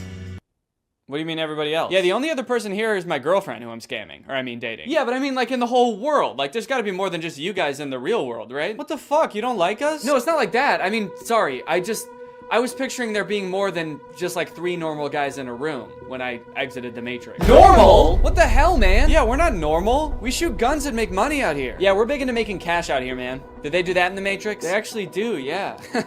Not the way we do it. Okay, how do you do it? Hey, you're stealing my shit! Okay, I'm just saying, all things considered, you guys don't really seem that different. Honestly, if anything, this seems more like a simulation than the world I was just in. How so? Look at you guys. You're all holding guns. All you do is talk about business. You guys are like NPCs from GTA. You all look like slight variations of the same sim. Are you guys sure this isn't a video game? All right, man, as if I'm gonna take advice from a beta-ass bitch like you anyway. I'm just saying. Okay, that was actually sick. You guys should have led with that. How was that not the first thing you guys wanted to show me? You know what, man? Get out of here. You don't belong here anyway. Yeah! What? Go! Get out of here! We don't want you! Yeah. Okay, alright, I'll go. Honestly, I'm actually not really sure how to get back, but if one of you show me, I will go. Get the fuck out of here, man! Go, get lost! Get son of a gun! Go! What are you still doing? Get out of here! Go! I feel like this is definitely a video game. How can I keep my husband? I want to keep him happy, and I think all the women listening too, they want to know the secret. I'll tell you the secrets. Men are biologically designed. We're evolutionarily hardwired to seek status. You want power, you want status, you want the fast car. You don't care about the car. You want everyone to know you have the car and they can't have the car. Right. If everyone had a Lambo, you wouldn't want a Lambo. So every single thing we do is status driven to some degree. It's true. Meaning the female we are with has to add status to our lives in some form. If you want to keep your man happy, you need to think, how do I make my man look better to the world? How do I make him look better in front of other men? What a bizarre take, dude. How to be a good woman? Make your man look good to other men. You basically need to be a wingman for your husband to pick up dudes. I hate arguments like this so much. Alpha dudes are always trying to bring up like what men are hardwired to do. What have men been evolutionarily designed to do? Here he's saying that like men are hardwired to seek status. Men want a Lamborghini. You know how every men want a Lamborghini because it's a status symbol. Even if it worked out that like evolutionarily that's something that is in men's nature, that doesn't make it good. You know what else is in our nature? Thinking sugar tastes really good. If you didn't tell someone that sugar was bad for you, they would think like, oh my God, this is the best thing in the world because it tastes really good. If you put 10 pounds of candy in front of a caveman, he would eat all of it and then he would throw up. And then he would die, probably, because he's never eaten that much sugar before. But hey, I guess that's just kind of what he was hardwired to do. So if you want to be a good cave wife, you gotta go out there and you gotta get your man as much candy as you can find. You want to go to the store and buy him one of those lollipops that's as big as his head that he always wanted when he was a kid, but his mom would never let him have. And that's the only way to keep men happy, all right? These alpha male type guys are always trying to sound like scientific. Like this is the science-backed way to attract a mate. And this is the evolutionary way that relationships are supposed to be. But I feel like if they were being honest, they would recognize that there's a difference between what humans like naturally are inclined to do and what is healthy and what is sustainable. You know what else increases your status? Murder. Can't be anyone higher up on the hierarchy if they're all dead. right? It's weird, I don't see any of them advocating that, but it's the same primal instinct that they're talking about, so why don't they? To prove what a sick and cool lifestyle this guy has, here is a video that he posted on Christmas while apparently alone in a hotel room.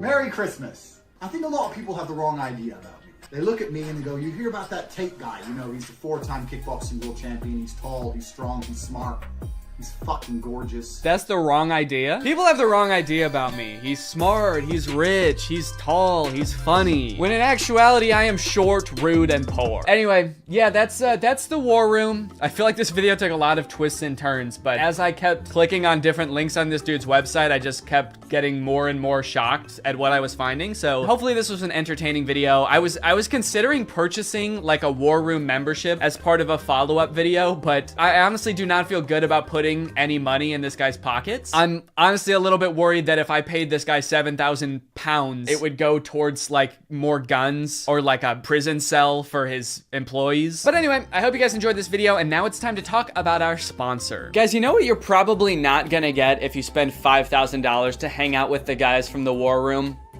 Delicious home-cooked meals, which is why I thoroughly believe that today's sponsor, HelloFresh, is a much better investment than the war room. HelloFresh has been a longtime sponsor of the channel, and I love their service. Every week, they send you 3 delicious meals that you get to cook at home with all of the ingredients pre-portioned, so you can skip all of the prepping and planning and going to the grocery store that, if you're like me, stresses you out about dinner time. HelloFresh is equipped to be able to serve a bunch of different lifestyles. With fit and wholesome recipes and low calories or carbs, you can indulge in delicious meals without having to worry about breaking your diet. My favorite things about HelloFresh are that, 1, I only know how to cook a handful of things, and HelloFresh has a huge variety of recipes. Like every week you get to choose from something different. And 2, they're a super sustainable option. The packaging that they send you your food in is already recycled content, and HelloFresh cuts down on your food waste by 25% over grocery shopping. Cooking with HelloFresh is fun and honestly super easy. Anybody can follow the instructions and it'll kind of make you feel like a chef. So if you want to check out HelloFresh, then go to HelloFresh.com and use my code TrulyGreg16 to get 16 free meals and 3 surprise gifts. I don't know what the surprise gifts are, but if it's anything like their food,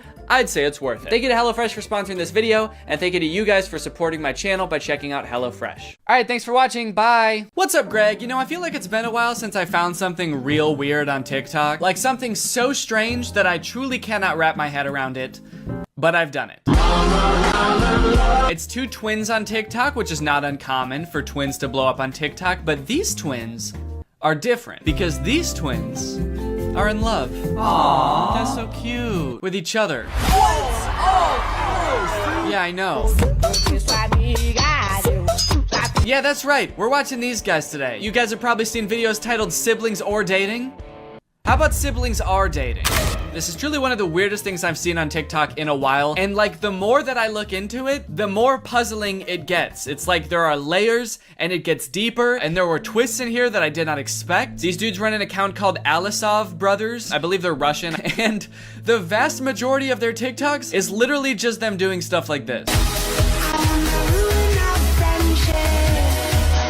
I mean, like being about to make out with each other, not dentistry.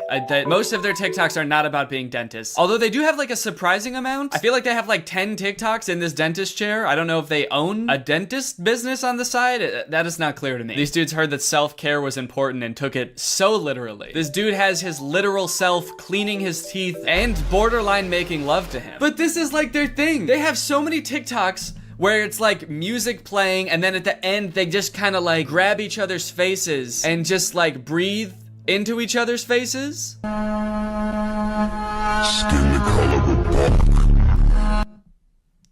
Oh, nice. Nice, dude, that's awesome. Has your brother ever been so right at math that you wanted to make out with him? I guess that's kind of the relatable angle they were going for here. Every video I watch, I feel like peels back another layer of their lives, revealing another even more confusing layer.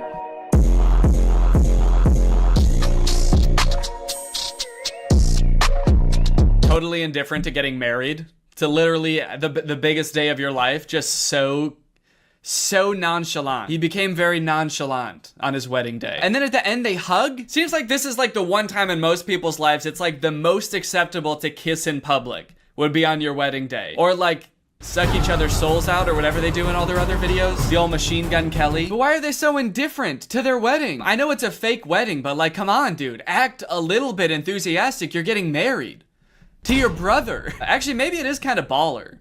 Maybe it is kind of cool. It's the ultimate baller move to do literally the most insane shit ever, like marry your twin brother and not give a fuck about it at all. Just another day getting married to my twin brother. Nothing weird going on here. Just gonna give him a hug. We're getting married in front of a castle. This is our castle, by the way. We are Russian royalty, as a matter of fact. Is this like a wedding venue or is this their castle? Are these guys Russian royalty? I've heard that royal families can be pretty inbred, so honestly, I would believe it. I think that marrying your twin brother is literally keeping your genes as pure as humanly possible. If they could have a baby, it would just be them again. Uh-oh. What? People. Oh no, people. Oh no, people are gonna see us almost kiss. No! Okay, thank you. I appreciate the modesty.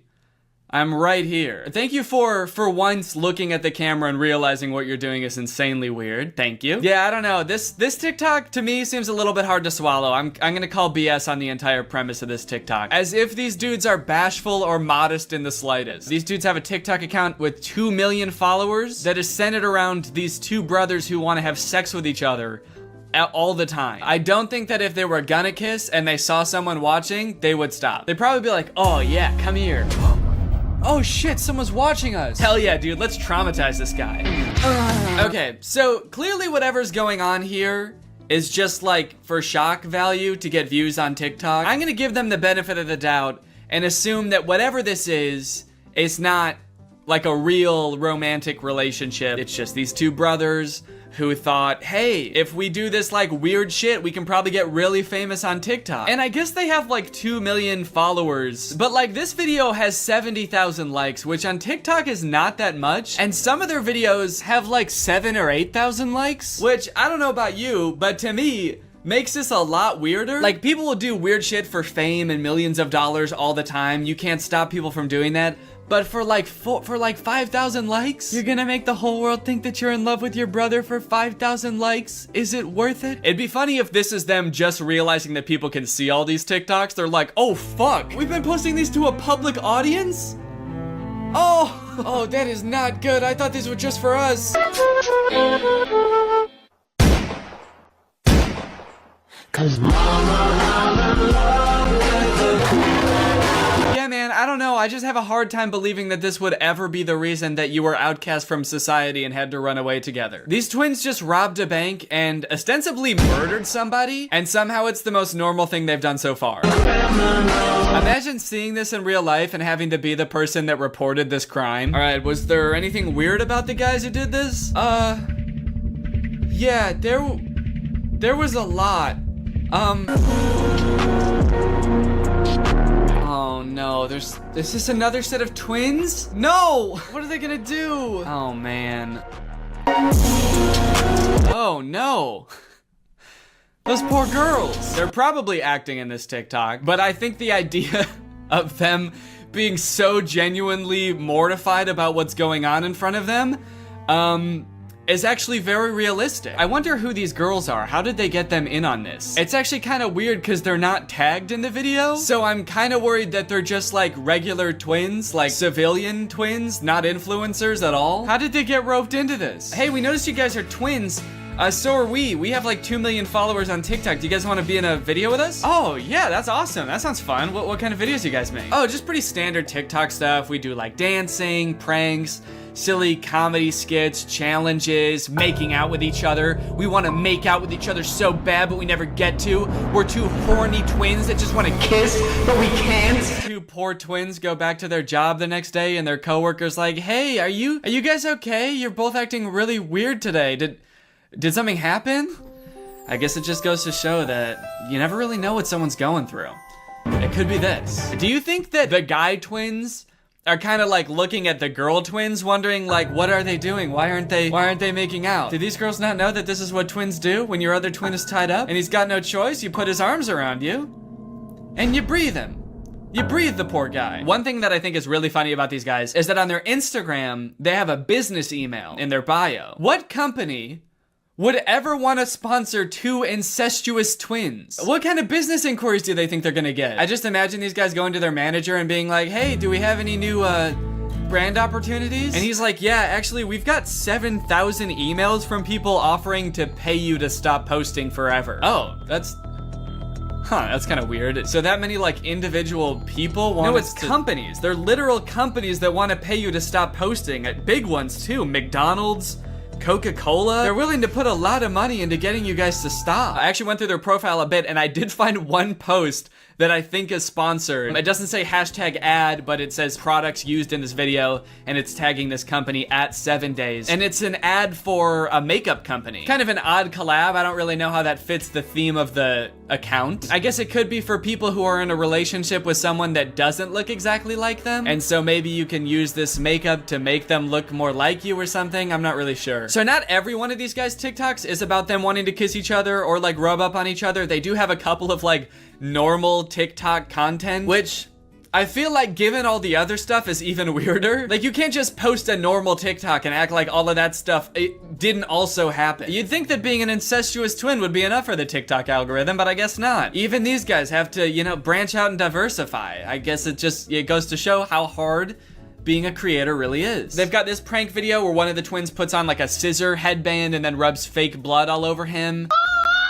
And his twin brother comes in and they both faint. My favorite part about this TikTok is that when they both fall over, you can see a mirror in the background and there's just like a guy sitting in a chair helping film, I guess. I'd like to imagine that that guy sitting in the camera is actually their third twin, or their triplet, I guess. He's their brother also, but he never gets to be in them. He's like in charge of setting up the camera and everything. And every time he sets up the camera for a video, he's like, hey guys, I had an idea for a video. What if this time you guys want to make out with me? And the other two brothers are like, ugh, gross, dude, that's disgusting.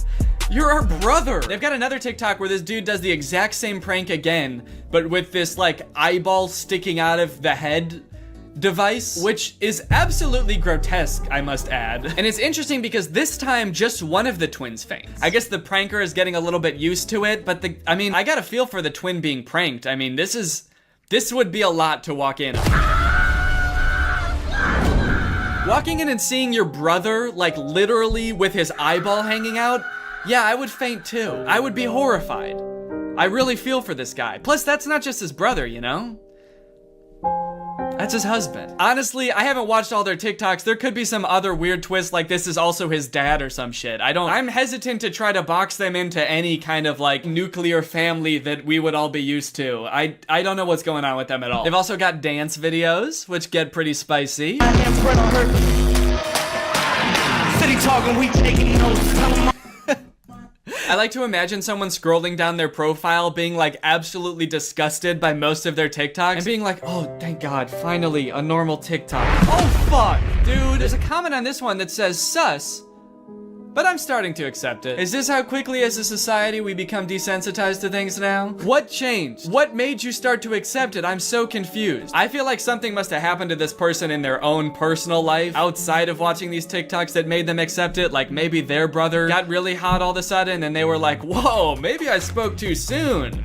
These TikToks are kind of on point. Okay, wait, hold on. So now this is confusing. I've started to see comments that are really throwing a wrench in my understanding of this situation. This comment says, are you guys dating or brothers? And this person responded saying, actually at first they were saying, but did not know they were related until the DNA test showed up. Oh, they meant dating. Actually at first they were dating, but did not know they were related until the DNA test showed up. So this person is saying somehow these two guys fell in love without knowing that they were twin brothers. These guys are like, whoa, that's crazy. I mean, we knew we looked exactly alike and we were both coincidentally adopted from the same orphanage, but how was I supposed to know I'm related to the guy? Okay, now I'm seeing comments that are saying that they might not actually be brothers. My guess is they aren't really brothers. They look alike, but they had cosmetic surgery to look more similar and they're just acting like brothers. Okay, I'm sorry, that seems so unfeasible to me. Spending thousands of dollars to look like somebody else, to get 70,000 likes on TikTok and have everyone think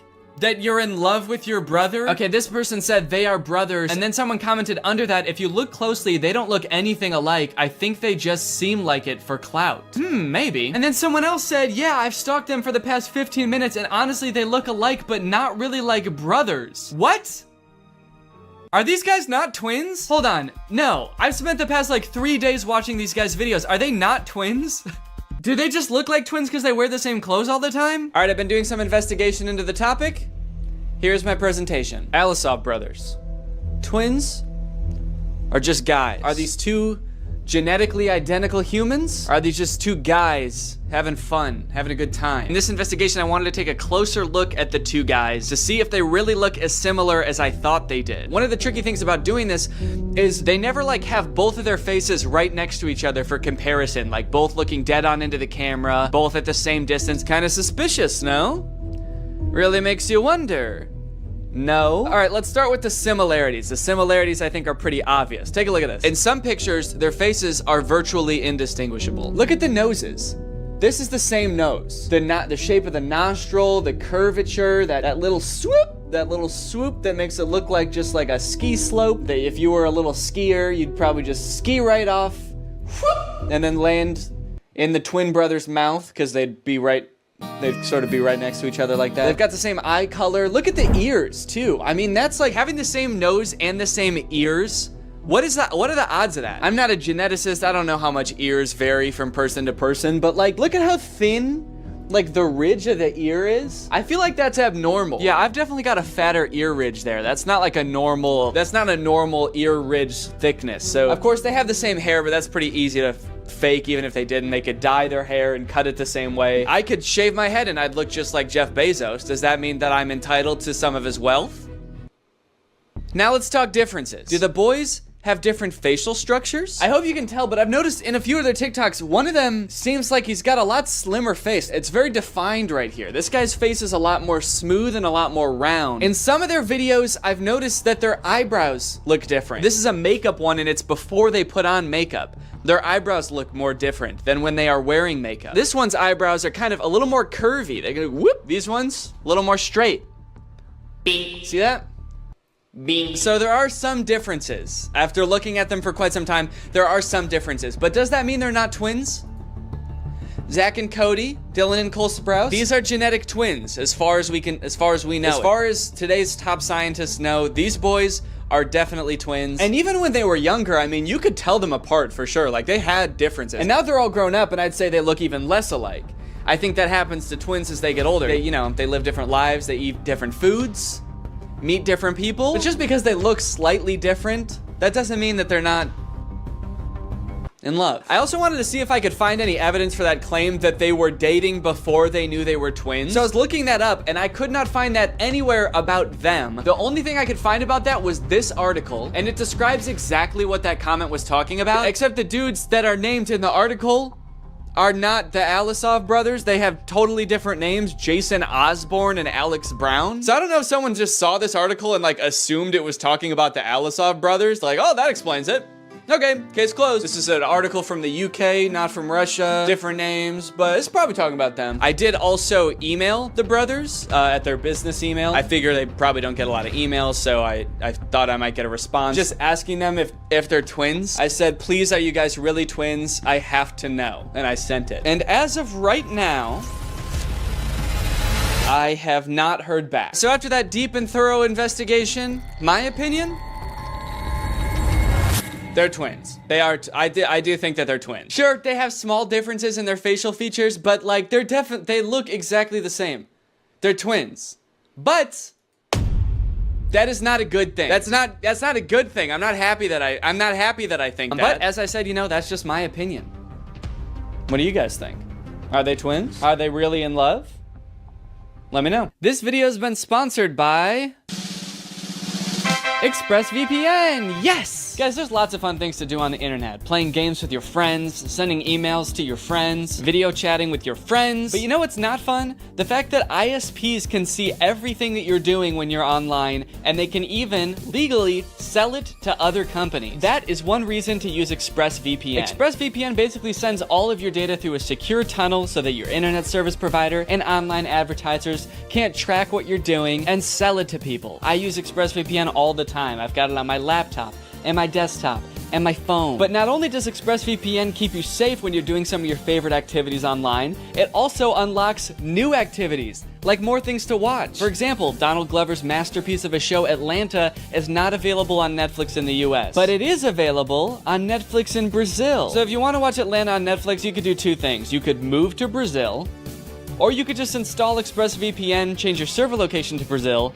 and now you can watch it. You know, I mean, you can pick whichever one you want to do, but I think ExpressVPN would be easier. ExpressVPN's got the fastest speeds, they've got 24/7 customer support, and they're consistently ranked the #1 VPN by multiple sources, as you can clearly see here. So if you want to find out how you can get 3 months of ExpressVPN for free, then head on over to expressvpn.com/Danny Gonzalez. That's expressvpn.com/Danny Gonzalez. Thank you to ExpressVPN for sponsoring this video, and thank you to you guys for checking out ExpressVPN. Bye, thanks for watching. What's up, Greg, and welcome back to another episode of This Tunnel Lady is kind of cringe. Oh, no, Danny, watch out. She's right under me, isn't she?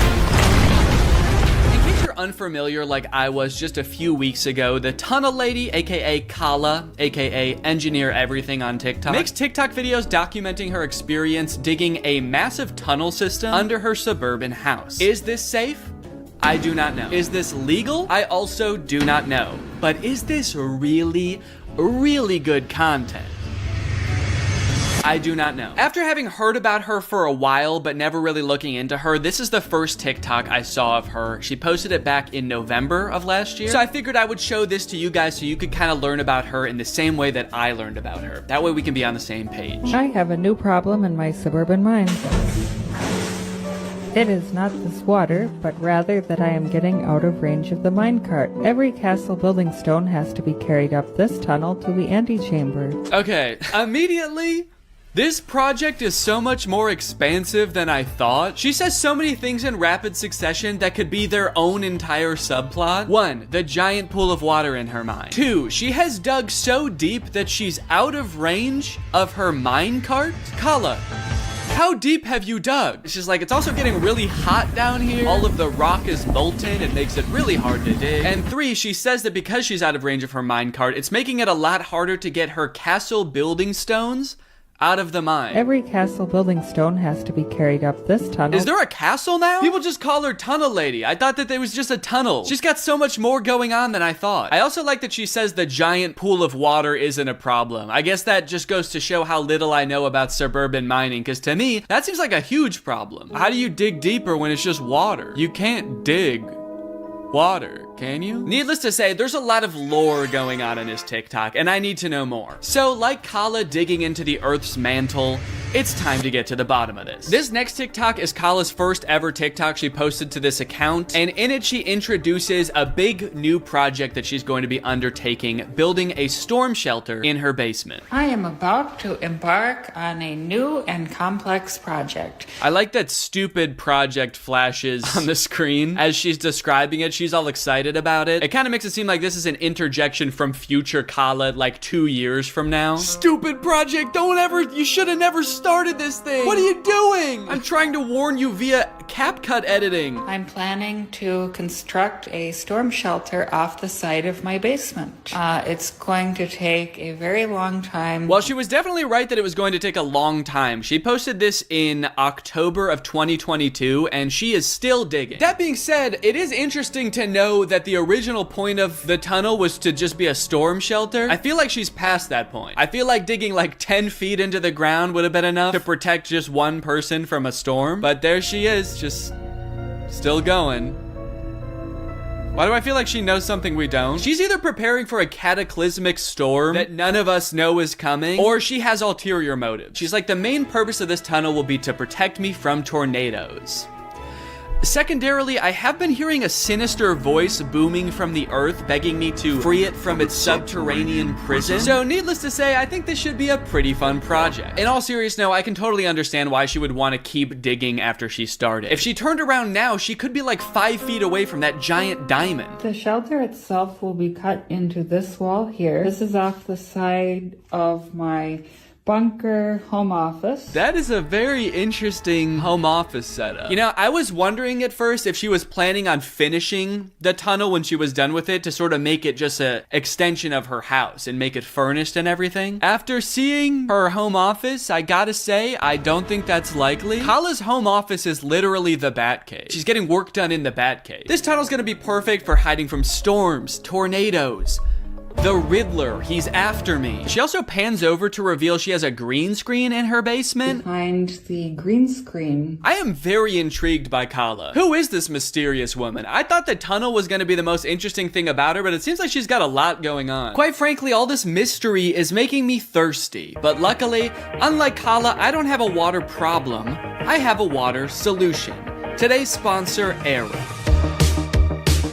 Arup is a great way to meet your hydration goals because sometimes you're just not in the mood for water. You want a little bit more zest to it. And Arup flavors your water via scent. You place this little scent pod on top. Right now it's deactivated, but as I pull it up like this, it becomes activated and air is able to flow through the pod into the nozzle and then into your mouth, where your mouth feels like it's tasting the flavor. In this case, I have a lime scent pod on here, but they come with a variety of flavors. So even though I'm just drinking water with no chemicals added or nothing, I feel like I'm drinking something that's lime flavored. One of the best parts of Arup is that you're getting all the fun of having flavored water without any of the downsides, like added sugar or sweeteners or chemicals. It's just straight up water and smell. I like sipping from my Arup while I'm writing videos, doing work, even filming, as you can see. That extra bit of flavor just puts a little bit of pep in my step. And trust me, if you've seen the way I step before, you know that it's sad and it needs some pep. So if you want to try out this revolutionary hydration technology for yourself, head on over to the link in the description, get yourself an Arup, get yourself a bunch of fun flavors. Thanks to Arup for sponsoring this video. Thank you to you guys for checking out Arup. Just 6 days after posting the original TikTok, she posts this video where she goes over the litany of problems she has already run into. We're running into some problems that have put us into a dead halt. Unfortunately, there is a little bit of water seepage. It's not a blocker, but it is irritating. Yeah, I hate to break it to you, Kala, but it's gonna get a lot worse. If you think that amount of water is irritating, you're gonna be pissed in like a year when you have a literal well in the middle of your mind. We have run out of space for excavated rock and have to get the elevator working now. Yeah, you're definitely gonna need to figure out a way to get the rock out of there, because otherwise it's not mining. You're just moving around rocks. You can't just be like, all right guys, I finished the tunnel system. It's actually the exact size that my basement used to be, but I moved all of the rock into the basement, so now I don't have a basement anymore. I just have a basement-sized tunnel, which sucks because that's where all my bat gear was, and the penguin actually is after me right now. The power cord has started smoking and sparking. The biggest problem is that the jackhammer has stopped working. Okay, great. Perfect. Excellent update. You're like 2 feet into the tunnel and every single part of the operation is already going wrong. Even things that aren't mining related are going wrong. That extension cord?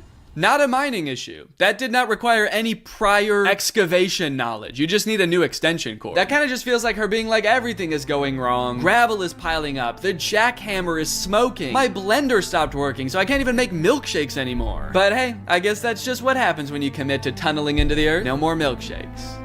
Ever again.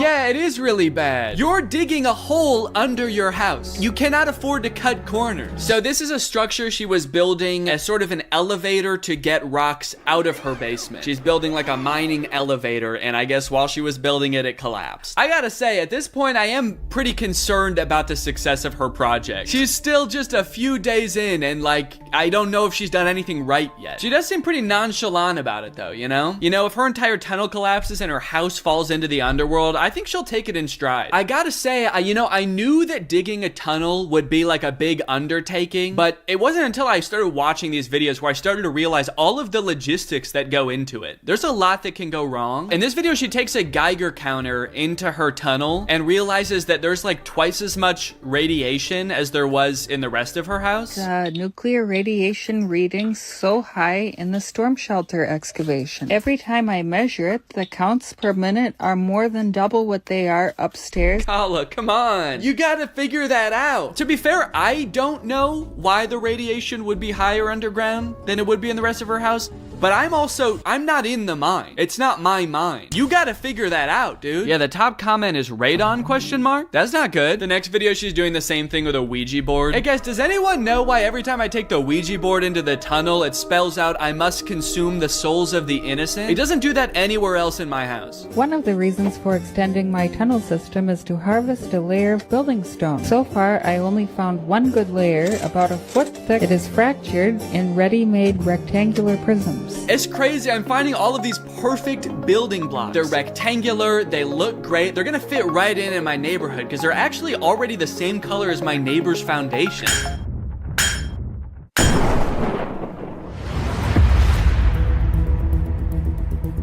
Whoa. Hey, excuse me. You can't be in here. Oh my God, TV, couch, foosball table? This can only mean one thing. Yeah, you dug into my basement. I just found a naturally occurring basement mine. What? All this stuff is gonna be perfect for my castle. Whoa, no, this is my stuff, dude. Hey, who the fuck are you? Are you the Riddler? No. Can you get out of my house? His first riddle. Oh, you dastardly scoundrel. Okay, I'm not a scoundrel. You're no match for my bat gun. Oh, that's just a normal gun. Now, despite having seemingly no experience building a tunnel at the beginning of this video, she is learning at a rapid rate. Just a few months into this project, she posts this video sort of boasting about her engineering skills. I'm in a tunnel with 5,000 pounds of wet concrete over my head, and the only thing separating me from becoming a pancake is my own engineering. Extremely impressive. I, for one, could never. I get claustrophobic if my clothes are too tight. At this point, it seems like some of the things going wrong start to calm down. She starts learning super fast. Lots of new skills. She starts posting videos about managing the water problem in her tunnel, learning electrical so she can have power down in her mine. And mind you, while all of this being self-taught is extremely impressive, it also kind of makes it terrifying to watch. In one of her videos where she's doing the electrical of the tunnel, she describes electricity as magic. Before this project, I had very little experience with electrical. In fact, I used to consider it magic, which it basically kind of is. You should definitely not consider it magic anymore. You should definitely consider it science at this point. I also like that she added in a sound like she's casting a spell. It kind of is. Yeah, so I learned all this electrical stuff. It's basically magic. You're cool to me, says Chris. You're amazing, says Jen. Impressed with you, says Sylvan Energy Solutions. You would be impressed, Sylvan Energy Solutions. You sound like an electrical company, but then you have like a magical owl as your profile picture. I'm impressed that you figured out electricity is magic. It takes most people a long time to figure that out. Now, it's not all fun and games on Kala's account. While she is getting a lot of positive, supportive comments, at some point, the tide began to shift a little bit, and people began to wonder if she was really qualified to be undertaking such a project. I think it happened somewhere around a year or so into it when she did this year in review and showed off everything that she's done in the tunnel and learned so far. It's just been over a year since I started. Oh my God.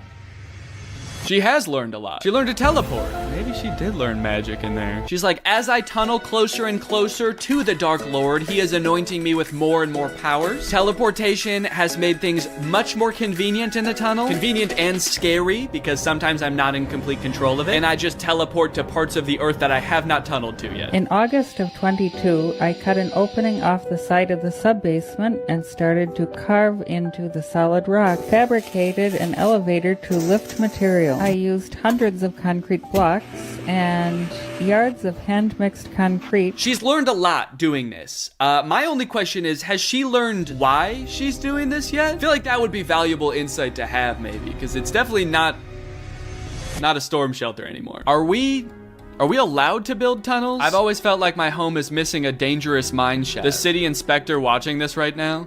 And it turns out that comment was kind of onto something, because eventually Kala did get shut down by the city, as detailed in this article. How Tunnel Girl's DIY storm shelter took over TikTok, then people turned against her. In 2022, a TikToker began documenting an elaborate underground construction in her home. As her videos garnered traction, people began questioning the safety and ethics of her project. Okay, safety I understand. Definitely, I could see how people would think this isn't safe.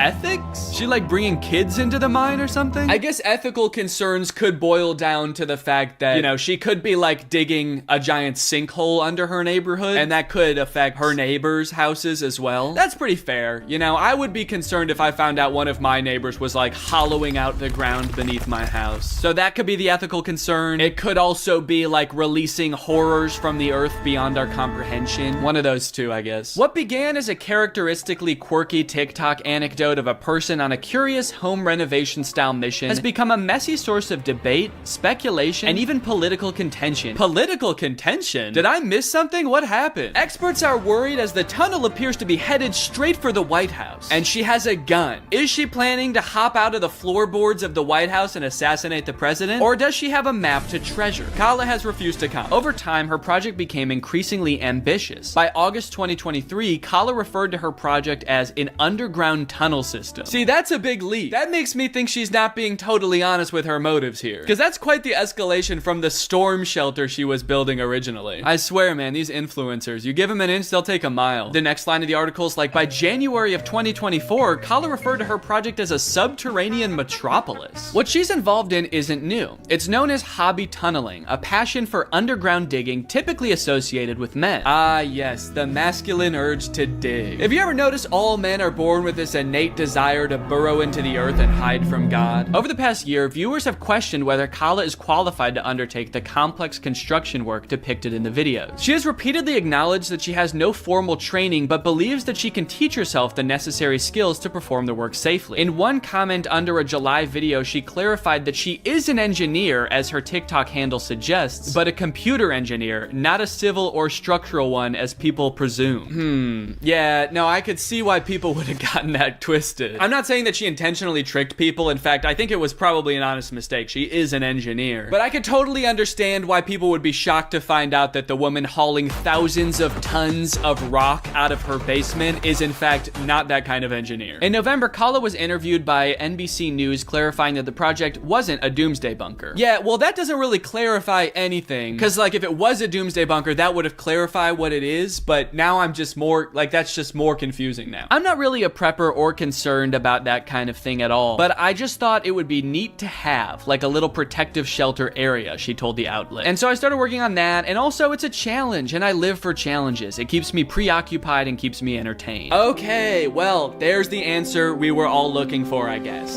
She just likes it. She's having fun, and at the end of the day, isn't that all that matters? In late December, videos expressing concern about the impact Kala's project was having on her neighbors began to circulate. Oh, okay, no, that wasn't all that matters. Then on December 31st, Kala responded to rumors that her project was being shut down with a video explaining that local city officials had halted it. So they did give me a stop work order and are requiring an immediate evaluation by a professional engineer. Fortunately, contrary to few rumors here, it is constructed entirely below the slab of my house. Wait, how is it entirely under the slab of your house? It is constructed entirely below the slab of my house. Didn't you start at the edge of your basement and then dig like 30 feet in one direction? Maybe I just don't understand the shape of her house, but I feel like she's definitely in her neighbor's yard at this point. Also, wouldn't making the tunnel system completely under the slab of her house actually be super dangerous? Because that's the dirt that your house is sitting on. So the project is halted. Kala is waiting to get her tunnel system approved, and that's pretty much the whole story right now.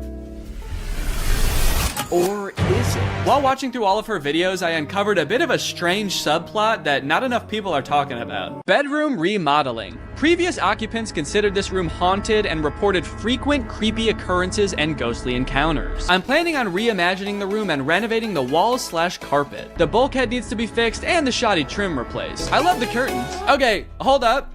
You just listed a bunch of things wrong with this room, but one of them seems way more important than the others. Tell us about the haunted room. Why is it haunted? What is the ghost? You, Kala, would not make a very good realtor. Okay, this is the primary bedroom. This window has a great view. There's plenty of space in here. A little goblin there. All carpet, floors, of course. Sorry, goblin? I forgive you. No, I wasn't apologizing to you. Oh. Why is there a goblin? Okay, sure, there is a goblin. But the rest of the house is really nice, you know? When he's not stinking up the place. Yeah, sure, it's a great house, but I'm supposed to sleep in here. Is that little freak gonna watch me sleep every night? I didn't want a goblin. Oh my god, goblin this, goblin that. Dude, if you love the goblin so much, why don't you just fuck him already? I don't love the goblin. Be kind with your words, please. I just want a normal house. Nice windows, nice floors, no goblin. Well, there's no goblin in the tunnel. Why don't you just sleep down there? There's a tunnel? Yeah, under the whole house. It's huge. You're gonna love it. And don't worry, it's only directly under this house. Wait. If there's a giant hole directly under this house, wouldn't that mean... Uh-oh! I do not fear death because I have no reason to live. Oh, that's really sad. The wall hangings were left behind by the last occupant who was twice admitted to a psychiatric hospital for insanity? What? So am I the only one thinking this? This is why she's digging the tunnel, to get away from the ghost. I knew there must be a better reason, and this is it. She's got a ghost in her house. But unfortunately, Kala, I do have to inform you that ghosts can hunt the ground under your house too. They own the ground rights all the way to the core of the earth, actually, unfortunately. And the air rights too. So don't try building a castle over your house either, you won't be safe there. The first time I saw this video, I was stunned. I was like, how were you only talking about this sometimes? But don't worry, she does have another video about the room where she goes into more detail, because so many people asked about it. Yes, this room has a dark past, including haunting and madness. I rented it to several friends over the years, and they reported voices, hallucinations, and negative energy. Okay, did you tell them that you were actively tunneling underneath them? Because I feel like that could explain at least one of those things. They reported hearing voices, banging, jackhammer sounds, creepers hissing, zombies moaning. I am currently renovating the room slowly as a side project, hoping to freshen it up for a brighter future. Okay, so if two of your friends have been driven to insanity by the room... They reported voices, hallucinations... I don't think that renovating it is gonna help. I mean, by all means, go for it. I support the renovation. There's no reason the room needs to also look insanely haunted, just because there's a ghost there. Turn it into like a nice little zen oasis that just happens to torment the souls of those in it. Maybe those two things will cancel each other out and it'll just feel like a normal room. You know what would be a better use for all that castle rock, actually, that you've been finding in the tunnel? Just fill in that room. Fill the whole thing up with dirt. Just be like, we don't have that room anymore. Also, Kala, it sounds like you've had several friends rent this room from you. I rented it to several friends over the years. Why do you keep renting it to people if you know it ruins their lives? You, Kala, would not make a very good realtor. The only thing left behind is this drawing of a tree that she always kept with her. On the reverse side, there is a photo of a motivational writer who she had a deep parasocial relationship with. It just feels like you're kind of throwing her under the bus for that one. Doesn't seem like that has anything to do with the ghost. The room is the second most haunted place in the house. Second? Okay, this is wild. Right? Who would have thought that the amateur mining operation this woman had going on in her basement was actually not the most interesting thing about her? But I am so hooked. Please tell us about the other room. My house has two haunted areas. One is this troubled bedroom, and the second is this normal-looking closet. I like that she says normal-looking closet as the camera creeps in toward a terrifying closet with horror music swelling. Ah, yes, totally normal-looking closet, the kind every house in the 1800s has. Oddly, I was not able to view the bedroom with that closet before buying the house, and it was still locked during the home inspection. Damn, that's really weird. Who was the realtor? You? I felt some suspicion, but after closing, everything seemed fine. Wait, what happened there? Did she just trip in the middle of the take and continue on like nothing happened? This is the most interesting person in the world. I was upstairs cooking with a few roommates, and we heard a muffled pounding sound from downstairs. But the room was empty. A moment of silence was broken by renewed racket from inside the closet. Okay, well, it's time to sell the house. I think you have to sell the house. I don't know how many rooms your house has, but if two of them are uninhabitable due to ghosts, You have to move. If 2 of the rooms in your house turn you into a husk of a human being, fill them with rocks. On a serious note, Kala, if you are watching this, buy a carbon monoxide detector if you don't have one already. Carbon monoxide poisoning can do this type of thing to people and make them think that they are going insane, so maybe look into that. How crazy would it be if she bought a carbon monoxide detector and found a leak and she fixed it, and like the second the carbon monoxide was gone, she was like, why the fuck is there a tunnel in my house? All right, guys, well, I hope you enjoyed this video. If you did and you're new here, make sure you subscribe and turn on my notifications to join Greg. Greg is what I call my family here on YouTube. We're a family, we're an army, we're a collective. So go ahead and subscribe and turn on my notifications to join Greg. I'll see you guys next time with a very interesting video. Bye-bye. This is the most state-of-the-art VR headset on the market today, and I am its newest and proudest owner. The reason I went out and got this headset is because I want to experience the worst VR games in existence. I've done other videos before about trying bad iPhone games, but I have a feeling that VR games are gonna be so much worse. Because sure, those games have had bad graphics and glitches and didn't make any sense, but imagine strapping all of those things to your eyeballs. I think these games, if they're really bad, might be the worst gaming experience possible. Or maybe they'll actually be really good. I'm not actually sure. This is the first game I'm gonna play. It's called Eastwood VR. I found this game by going to Steam's VR section. I searched shooter, and then I scrolled all the way down to the bottom to find the worst reviewed game. As you can see, it says 18% of the 11 user reviews for this game are positive. Let's check out the trailer.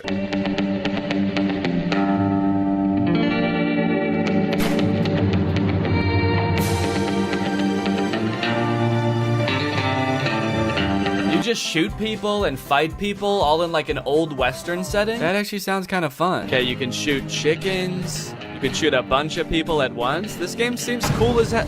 Wait, who is that? What is that guy? Are those... You need to defeat the worst guys on the whole Wild West to become the coolest cowboy ever. Every next bandit got harder reaction and shooting skill. Game has more than 10 different levels with different enemies. Okay, tell us how many levels though. More than 10 is super vague. Is it 11? Are there 11 different levels?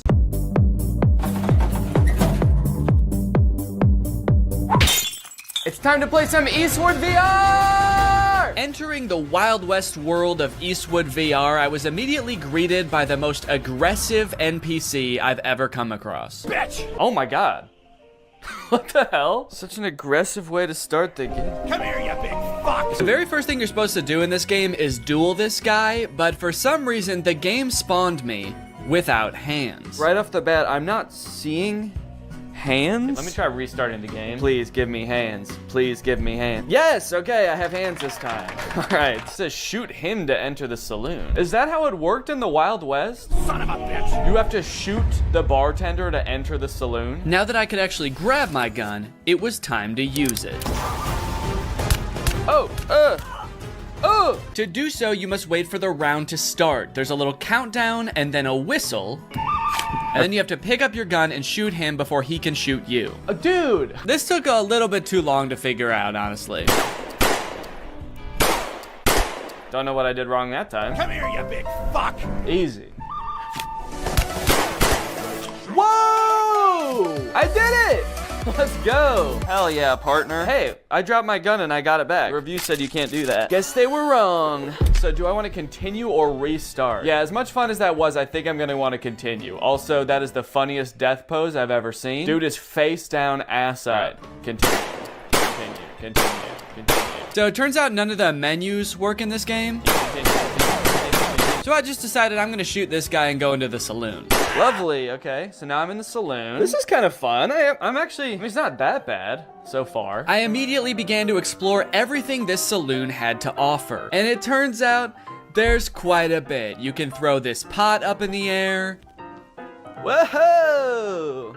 You can stack chairs on top of each other. Ooh, dude, I wonder if I could like make a fort out of chairs. Probably not what the game was intended for, but dude, you can. Let's go. I guess it turns out to make an entertaining game for me, you don't need to program in any story or challenges. Just give me a bunch of shit I can move around. A glug glug glug. Do I look like I'm drinking beer? A glug glug glug.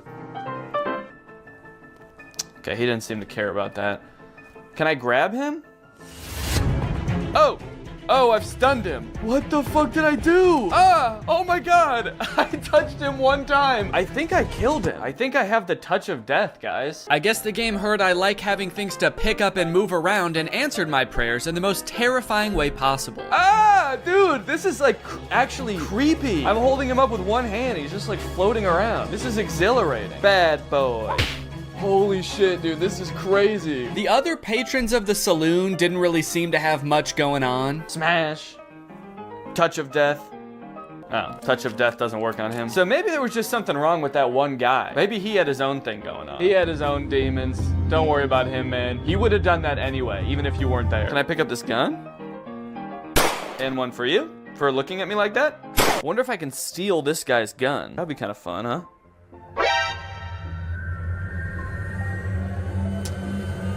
Okay, that's funny. On the wall of the saloon, there's a list of other bandits you can duel with. Oh, okay. And I guess that's how we start them. Son of a bitch. Oh my god. This guy was equally mean, but a little bit more whispery. Son of a bitch. And about 100,000 times harder to kill. Oh my, whoa! That was so fast. What? Dude, I can't even shoot one bullet in the time it takes for him to like shoot like 12 at me. On top of that, that zombie level that was advertised on Steam is nowhere to be found in this game. I'm kind of curious about the zombie one, but I'm actually not seeing that on here. I did, however, find the chicken game. Kill all chicks. Finally, after a stressful time in that saloon, it was time to blow off some steam. Nice done. Thank you. Your score is 1225. You are better than 0% other players. That kind of makes the nice done seem sarcastic.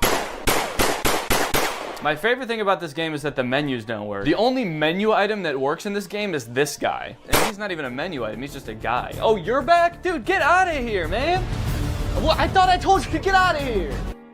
Hey, did you guys notice that you're all the same guy? I like that the music stopped when I said that. It's like, okay, the music has started back up again. I feel a little bit better, but that was creepy for a second there. It was like they all actually had a real human moment where they realized they were all the same guy in a video game. I still kind of think he knows. The way he's looking at me. It was right about now that I started to discover just how creepy and lonely this game starts to feel the longer you play it. It turns out the last toss I gave that NPC caused him to glitch halfway through the wall. Look at this guy.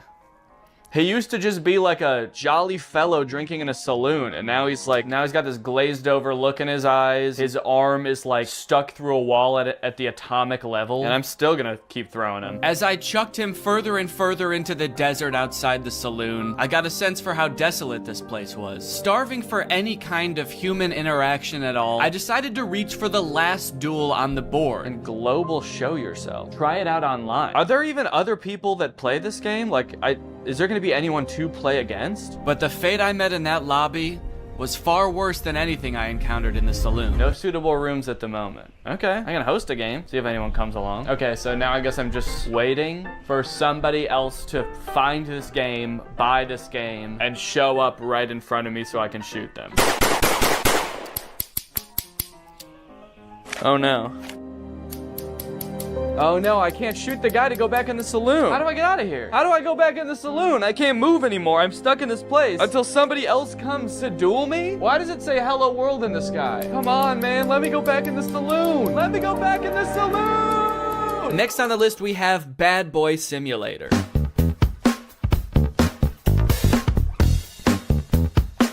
Okay, so it looks like a game where you spend all of your time in one classroom just tormenting the teacher and students with chemical weapons. This game looks insane. Also, what is this glove? Are we playing as a supervillain?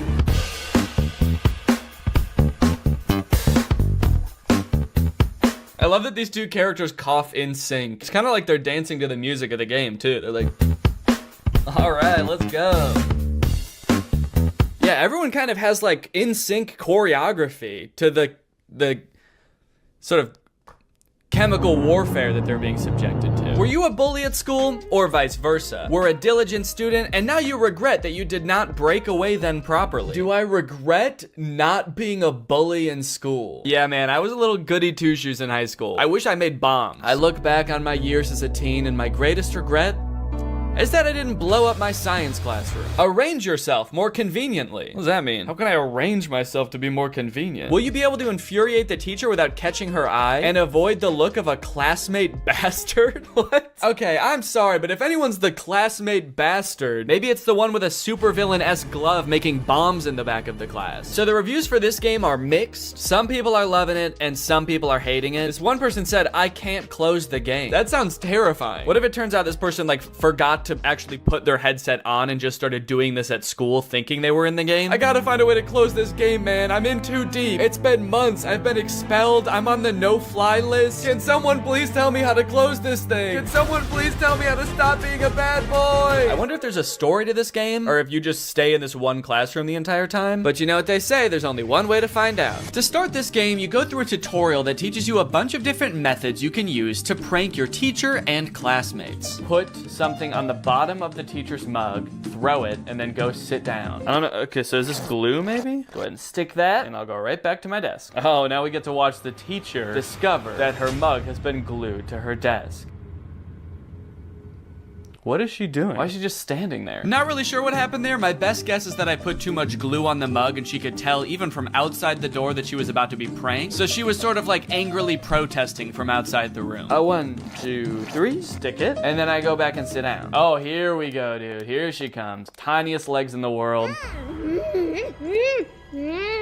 Oh, good God. Is the teacher a baby? These pranks rely heavily on distracting the teacher, that way you can cause your mischief without getting caught. You can throw a paper airplane to distract the teacher. Miss? Sometimes it doesn't work. That distracts her. I go and take the mug, and I go back and sit down. Fuck you. Oh. But I don't think any of the other distraction methods really matter because you can also freeze time. Bink. Put this on the mug, sit down, and... Yes! She is so pissed. Now that I was done with the tutorials, I could actually get into the real levels. And it looks like there are a lot, dude. 1, 2, 3, 4, 5 by 1, 2, 3, 4, 5, 6. There's 30 levels. A little bit of quick math for you. And I'm not even in math class right now. I'm in stand class. What does that mean? Wow, look at what all these kids drew in stand class. Level 1, begin. What? Excuse me, are you all right? At first I had absolutely no clue what I was supposed to be doing during this level. Oh, I was trying to throw the banana and I took a bite out of it. Whoa, how'd I do that? I like hollowed out the peel? Did I do that with my tongue? But don't worry, I soon found these super vague instructions that I decided to follow. Level 1, banana and that thing. I don't know what that thing is, but apparently putting a banana on it makes the teacher slip when she steps on it. Oh, shit. Wait, okay, I guess that was actually what I was supposed to do. So it seems like every level is just a list of items you need to pick up from around the classroom without getting caught by the teacher. Level 2, glue plus rock plus slingshot. Okay, it's really helpful that I can just freeze time in this game. That makes it so I like don't even have to distract the teacher. And then you assemble them into some sort of strange contraption that doesn't really make any sense. Okay, I'm actually not sure what I'm supposed to be doing here, but I can't pick up the soap anymore for some reason. Like, what is this? I feel like I'm supposed to be shooting the soap. I can't make heads or tails of this. Everything's covered in glue. What do I do? I'm just gonna go get caught by the teacher because I don't know what I'm supposed to be doing. Teacher, I was a bad boy. Can you please put me in detention? Eventually I figured it out, kind of. I'm still not really sure what the soap had to do with any of this, but it's a glue slingshot. She can't figure out where it's coming from. I'm being so sneaky. This is so good. Dude, the teacher is furious. She's so mad she forgot how to hold a book. That's pretty much the whole game, honestly. It's very repetitive, and sometimes the things you have found just inexplicably disappear. Hey, where'd that stuff go? And there's only 2 different classes. There's math class and chemistry class. Technically a third if you count the door that just leads to a void. Oh. I have to say, man, this game did not make me feel like a bad boy. One really interesting thing about VR games is that I guess because it's so immersive, a lot of companies have created trainings for various jobs for their employees to experience in VR. The strange thing about it is that instead of being like on some private server somewhere, they're just for sale on Steam. So this one's called Truck Preparation for Driving VR Training. It is $200 and it promises to teach us how to proceed full preparation for driving of the truck with load. So they took the most most fun part of being a truck driver, driving the truck, they took that out of the game. They said, no, in this game, you just prepare the truck for driving. So why does this game sound appealing to me? Why am I even the slightest bit interested in learning how to prep a truck for driving? I don't know, man. I guess I kind of just want to see if I'll learn something. Also, I kind of want to find out why this game is $200. So I'm gonna try it out. Ooh. This is beautiful. Oh, right from the start, it seemed I was gonna get my money's worth from this game, as it boasted nearly 3 hours of training time. Come to the table. To move, point the controller to the green circle and pull the trigger. Okay, let's go over here. Take your driver's license out of your breast pocket. I showed my ID to a very unimpressed desk worker. How come this guy doesn't look happy to see me at all? What's he doing over here? All right, what am I supposed to do? Take a tablet with the checklist from the table and the waybill. Take the tablet from the checklist, right, okay. Read the documents. Oh my god, it's gigantic. Why was it so small on the table? Are you seeing this, dude?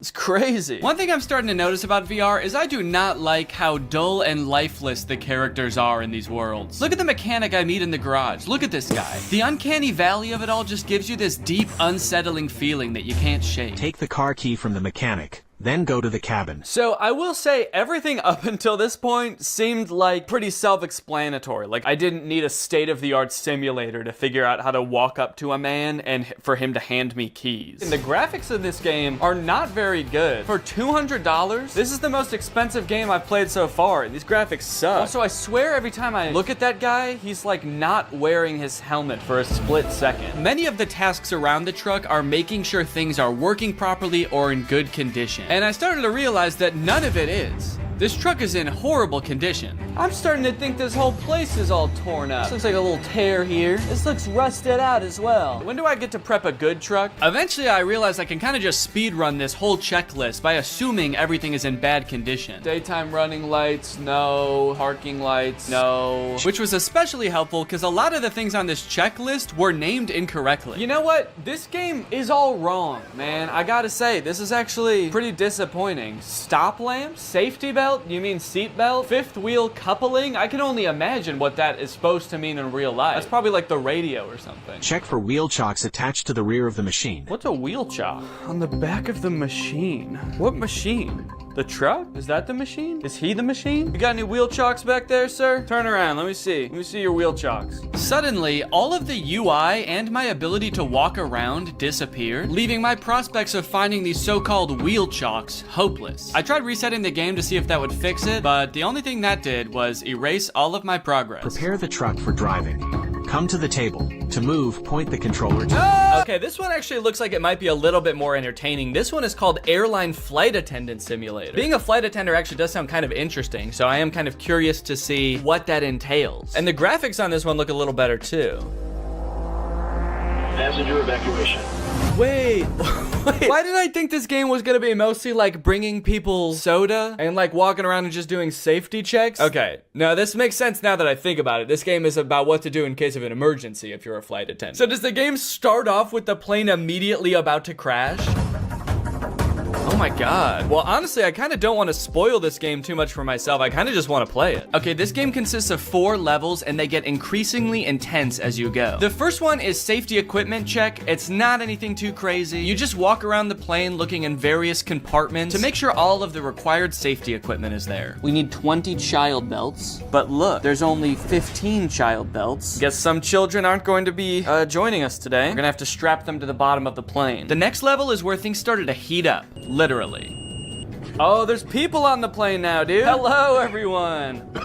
Welcome to my flight. Well, sir, welcome to my flight. I'm glad that everyone on this flight is an adult, not a single child on here. That's good because we are gonna be going down. You look familiar. Has anyone ever told you you look just like that guy? And has anyone furthermore told you that you look just like that guy? There's a series of steps you have to follow to a T in order to put out the fire correctly. And if you do any of them wrong or you don't do them quick enough, you fail. Ooh, whoa, cool. All right, I'm wearing the smoke. Oh. All right, that time I wasn't even goofing around. I was being dead serious that time. That's okay. We need to learn how to do this first, I guess, and then once I know how to do it, I'm gonna be able to speed through this lickety-split. And speed through it lickety-split I did. Once I had the instructions down, I was opening the door, I was extinguishing the fire, I was pouring water on it. What? Oh! Okay, yeah, I did fail that time. I forgot a few steps. The source of the fire hasn't been inspected? But I did eventually get it. How did I do? The source of the... What? Kind of. It's been inspected. Oh, it says mission passed anyway. Okay. Well, I'm pretty happy with that. I mean, who really needs to inspect the source of the fire at the end of the day? The passengers can do that. Okay, aircraft depressurization. This one I could not figure out, man. You're just standing around when suddenly the airplane depressurizes. You have to put on a mask. Ah! Okay. Okay, that's on. And then you have to go make sure that the pilots are okay. Hey guys, everybody stay calm. But they don't answer the phone in the cockpit. I know, not good. So the game instructs you to go in there and help them. If there's no response, get into the cockpit by entering the code 12345 red. Okay, 1, 2, 3, 4, 5. Red? Enter? What's red? 1, 2, 3, 4, 5. Enter. Mission failed. Time is over. The aircraft is not descending. What was I supposed to do? So I don't know if this is just a bug with the game or something, but that code does not work. It does not get you into the cockpit. I replayed this level over and over. I did it so many times it was like Groundhog Day to me. Watch, guys. The aircraft is gonna depressurize. We're all gonna be screwed. Check this out. Ready? 3, 2, 1. Yep. See, I knew it. Yeah, you guys are all scared and screaming, but I knew the whole time. Enter, enter, enter, enter. Let me enter, please. Please let me enter. I have to save the pilots. They need my help in there. Why does it look like I'm like caressing the door handle also? Okay, this one sounds like it's gonna be the most intense one of them all. Emergency landing and evacuation. And it was intense, dude. The first few instructions are just things you're supposed to scream at the passengers as the plane goes down. Brace, brace, heads down, stay down. Brace, brace. Release your seatbelt. Stay in your seat. Life vest under your seat. Put it on. I kind of immediately forgot what the chants were the second the level started. Brace, brace. Keep your head down, stay down. I guess I was just so nervous because the plane was about to crash, but I think they got the gist. Oh, okay, that's impact. Very scary. Very scary indeed. Passenger evacuation. Okay, here we go. Next step. Release your seatbelt, stay in your seat. Life vest under your seat. Put it on! Oh, they are, okay. They all already have it on. Okay, so next. Now it was time to get everybody safely off the plane and into the ocean. Whoa, dude, this is crazy. Hey, guys, that's not, no, don't do that. I don't think you're supposed to do that, are you? Isn't everyone supposed to get on this thing? Where are you going? We're in the ocean. Oh, shit. Oh, no. Okay, it's attached. I was like, I was just gonna float away and then, oh, hello. Got these two clones lined up, ready to go. Okay, right here. Oh, okay, there they all go. Wow, seems like they all really know how to do this. Has this happened to you guys before? Check the entire cabin for any passengers left inside. There better not be anybody still on this. Oh my God, dude, get up, get up. Inflate the life vest, get up, go. What am I supposed to say? Excuse me. I gotta admit, it was pretty fulfilling to help all of these scared passengers off of the plane in a calm manner, and oh fuck, I have to get in the cockpit again. I hope the pilots are alive. Literally everybody else lived, so it would be kind of a bummer if they didn't make it. 1, 2, 3, 4, 5, enter. Oh, it worked this time. All right. Hey guys, I don't know if you noticed, but the plane did crash, so just wanted to let you know. There you go. Oh, okay. All right. You're good? And you as well? Are you good? Oh, okay. Perfect. No, don't get your hands off the steering wheel. We're not in the air anymore. We crashed. Get your hands off the steering, please. Now that I'd rescued everybody else on the plane, it was time to rescue myself. A jump, a jump. Mission failed. This last one I kind of have a complicated reason for picking, but I think it's interesting. This game is, I think, one of the most popular VR games you can play right now. It's called Gorilla Tag. I'd never heard of it before researching this video, but it seems very popular. Here we find a most curious creature, moving on two paws, able to traverse great distances. So it seems like a multiplayer VR experience where you play as a gorilla who inexplicably does not have legs. I don't know if they all just escaped from some kind of laboratory where they were being experimented on or something, but none of the gorillas have legs. And also, instead of like using the joystick to walk around, you like swing your arms like an actual gorilla walking around, which seems super annoying, honestly. But this game has very positive reviews. 93% of the reviews for this game are positive, but I read through some of them and it gave me a little bit of pause. Positive review. This is the reason I do not want to have kids. Positive review. Kids call you racist stuff, but you will get used to it. Positive review. Dislocated my finger in real life? I think what I'm getting at here is that the game itself is well designed and fun to play, but because it's a multiplayer game, the other people on the app, being mostly children, make the game a terrible experience. At least I think that's the case, but I want to check it out for myself. Is this actually a good game, or do the clientele ruin it? You start out in a cave learning to walk as a gorilla for the first time. This walking mechanic is very annoying and would only continue to get more annoying as the game went on. Also, I'm not sure why the game is third person in this recording. When I was playing, I was in first person as the gorilla. So this is what a gorilla's hands look like. But as you emerge from the cave, you are greeted by hundreds of children. Oh. Never give up. Whoa, suddenly I can hear people. Hey, hi, I'm new here. I don't know how this game works. Can anybody help me? Yeah, I will. Jump down. These children were immediately so eager to teach me how to play. They also turned me into lava. I'm still not sure what that means. Wait, what did you do to me? They swarmed me like a pack of feral wolves and immediately started asking me questions and showing me how to do things. This is kind of overwhelming. Do you already know how to run? Do you already know how to run? So you gotta run like diagonal to the ground like this. They wanted to show me how to run, how to throw balloons. They wanted to feed me hot dogs. Thank you. So hospitable, thank you. So overall, most of them were pretty nice. There was this one gorilla who kept asking me to change his color code in a very intimidating way. You take off my color code? What? You take off my color code? I don't know. I don't know what that means. This guy was weird. He also made me do a bunch of tests to make sure I was really new and I wasn't just faking it. Press this right here. Ooh, hats. Press right here. Put on. Press right here. Put on. Okay, you're actually new. Oh, you thought I was razzing you? You thought I was messing with you? I wouldn't joke about that kind of thing. Do you want to know how a real man does it? Yeah, show us how a real man does it. Bro, a real man do it like this. Whoa! That's a real man. While I was being taught how a real man runs up a wall, I was told that the $1,000 Meta headset I bought to play all of these games was actually the worst possible one I could have used. For some reason, I feel like it's like my hand is just not sticking in the wall. What are you playing on, Oculus or Steam? On Steam with the Quest Pro. So you have about 85 hertz. Okay. So your hands are not as sticky as the Oculus players. Wait, what did you get? The Pro? Yeah, but I'm playing it on Steam. Not bought that headset. What the hell, Steam? And Mark? My gaming setup is too good for Gorilla Tag? How fucked up is that? Once the gorilla children had cooled down a bit and started to go back to doing their own thing, I asked my friend here if there was anything else to do in this game. Are there like mini games in this game, or like what is there to do? He decided he should take me under their wings / monkey arms and teach me their favorite game. Let's teach them how to play Monkey on the Shelf. Okay, let's go. Now jump on the computer. Okay. Now join code Joe Mama. Monkey on a Shelf is a don't touch the lava type game where you try to make it from one end of the room to the other without touching the floor. I kind of thought there would be mini games like programmed into this game, but there is no structure at all. They just like pick one monkey to watch and make sure people don't touch the floor. While we played, we got to talking about some of the negative things people had to say about this game. Are there a lot of racists in this game? The review said that like it was just a bunch of racist little kids. Yes. Yeah, there are. There are. Did they get banned?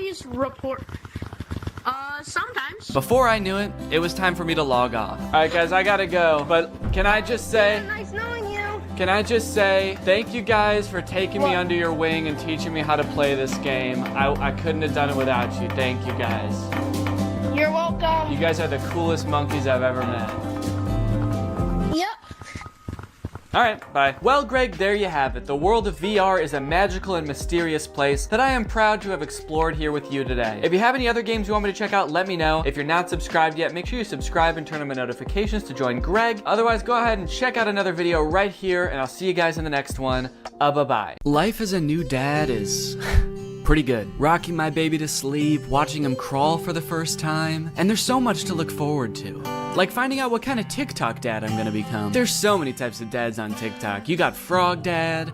I could be like Addison Rae's dad, begging Young Gravy to box him. One thing's for sure, whatever kind of dad I become, I'm excited to do it on TikTok. Wait, what is this? TikTok is getting banned? Guys, TikTok might get deleted in the US forever in a few months, so I either need to move countries or fulfill my dream of becoming a TikTok dad now. Luckily, over the years, I've gathered a pretty choice list of dad talks, and today I'm going to watch them, and then I'm going to become them by recreating them. So let's take another look at that Addison Rae's dad TikTok. Can I get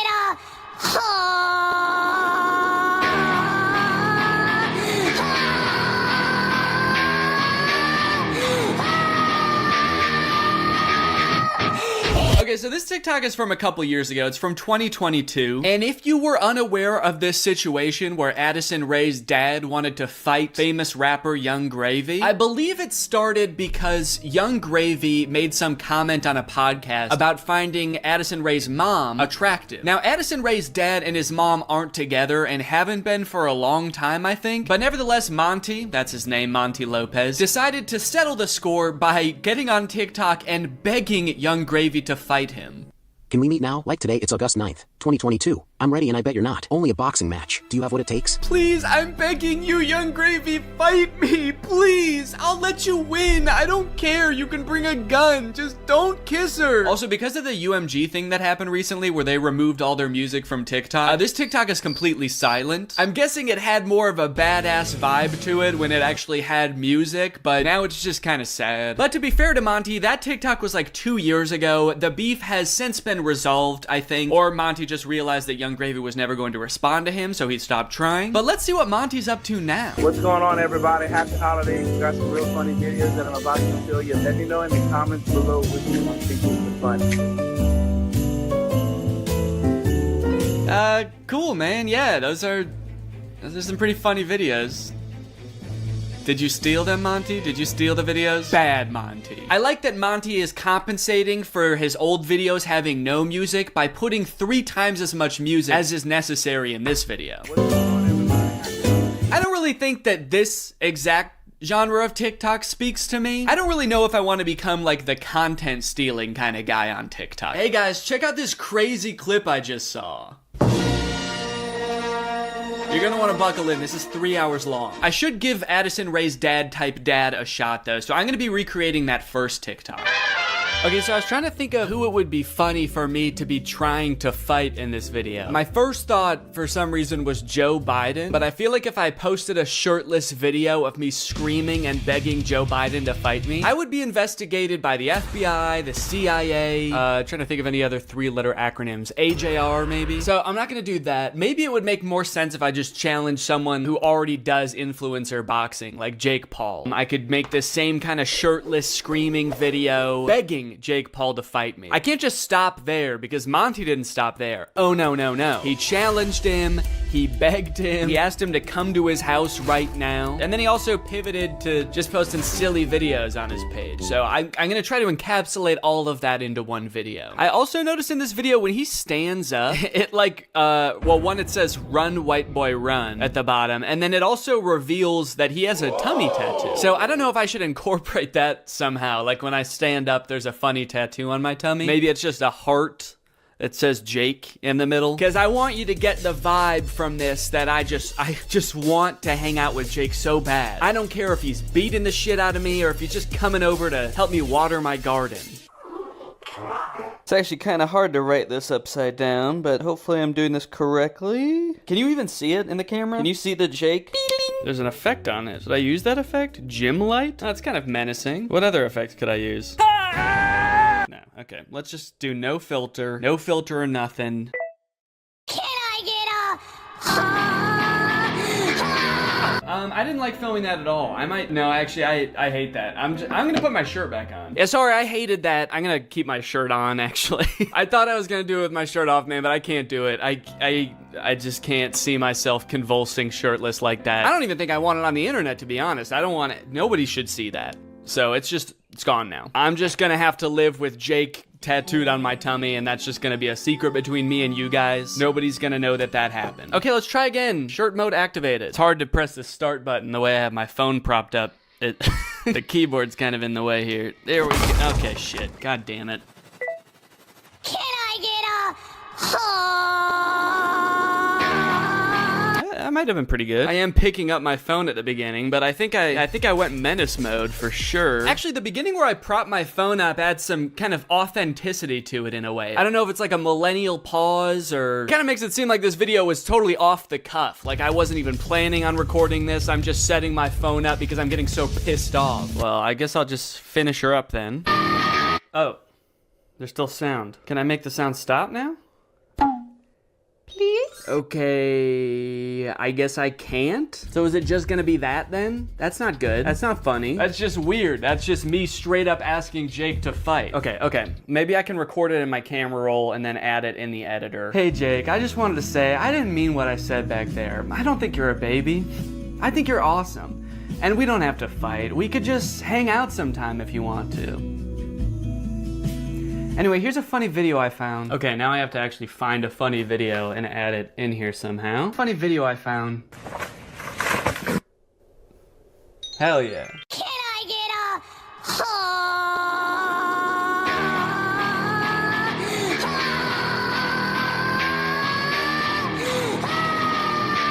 Hey Jake, I just wanted to say, I didn't mean what I said back there. I don't think you're a baby. I think you're awesome. And we don't have to fight. We could just hang out sometime if you want to. Anyway, here's a funny video I found. Yeah, I think it's perfect. And I think it's ready to post, and I'm not worried at all about what people will think when I post this. So I think after I create all the TikToks, we can take a look at some of the responses to them. Okay, next TikTok. My daughter being in a toxic relationship. Hashtag POV, a pack sticks up for each other.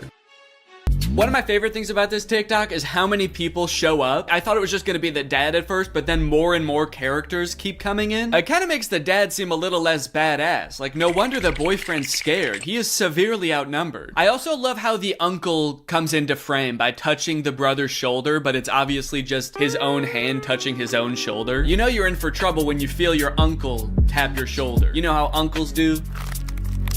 Now, the weird thing about this one is that I actually don't know if this guy has kids. I actually don't think he does, but I do still think that there's something we can take away from this video. The whole concept of a pack sticking together. Oh, are they wolves? Oh, I think they're werewolves, and that's why it says a pack sticks up for each other. And that's why all their eyes turn blue, this horrifying shade of blue, and the dad has on a wolf necklace. So they must be wolves. They've got wolf eyes. Wolves have blue eyes, right? Oh, wait. They don't. Wolves have brown eyes, it looks like. I must be thinking of huskies. Oh yeah, huskies have blue eyes. Are they huskies? Leave her alone, buddy. Unless you want to get strapped to a sled and pulled very fast over a great distance. If this happened in real life, do you think that the boyfriend would even hear the dad? He's screaming and the dad is whispering. He has a few other TikToks where he plays the role of a dad navigating a kind of tricky situation with his daughter. I guess this genre is just fantasizing about having like a teenage child and something awkward or scary happening with that child. And also you have to look really badass and you do have to be part dog. Got it, can do.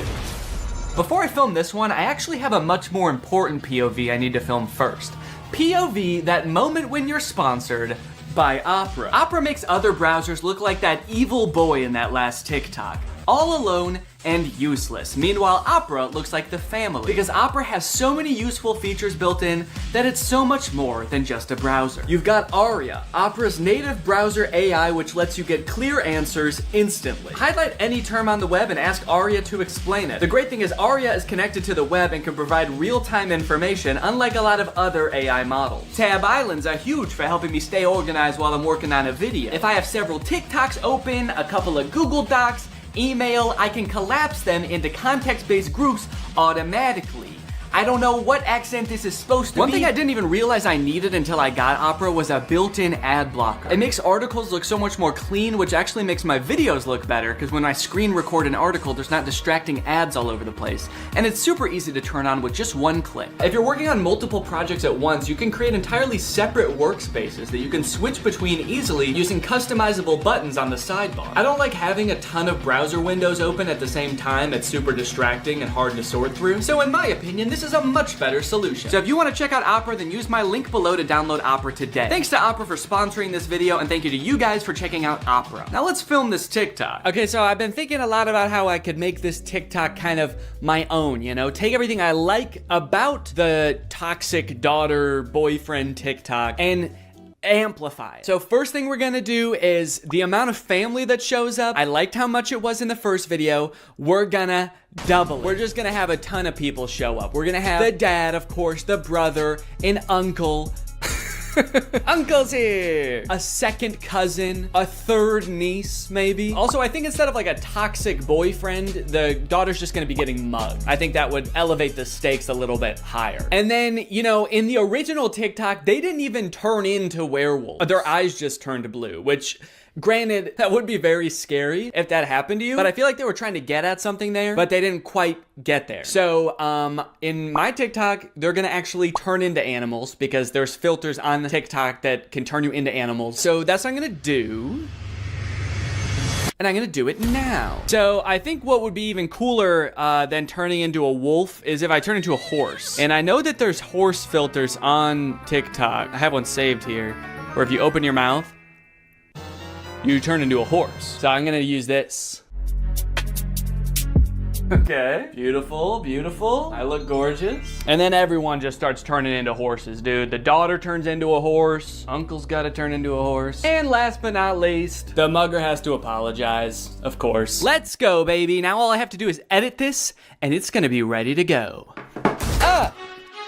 Now this dad is a whole different type of dad. His name is Brian B. Toe. I thought Toe might be his last name, but the way it's spelled out in his profile actually makes it seem like Buteau is his last name. I thought B was just his middle initial till I saw this just now. Say what you want about Brian, but he do be Toe. And I think there's a lot we can learn from Brian's TikTok. Stuck in a generation where loyalty is just a tattoo and being fake is a lifestyle. Where the real ones at? Man, Brian's so cool. I thought he was a teenager for a second because of how cool he's dressed. Hey guys, I'm just skateboarding with my backpack to school. Work. I hope my teacher is cool today. Oh, boss.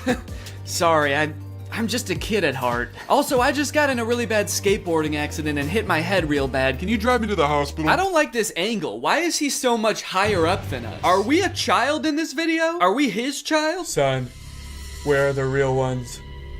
What have you done with the real one, son? I'm not even sure how the caption and the video are related. They seem like totally separate things. I'm so sick of my generation. So I've decided to join yours. I'm a teenager now. In fact, I'm so young that my kids are my...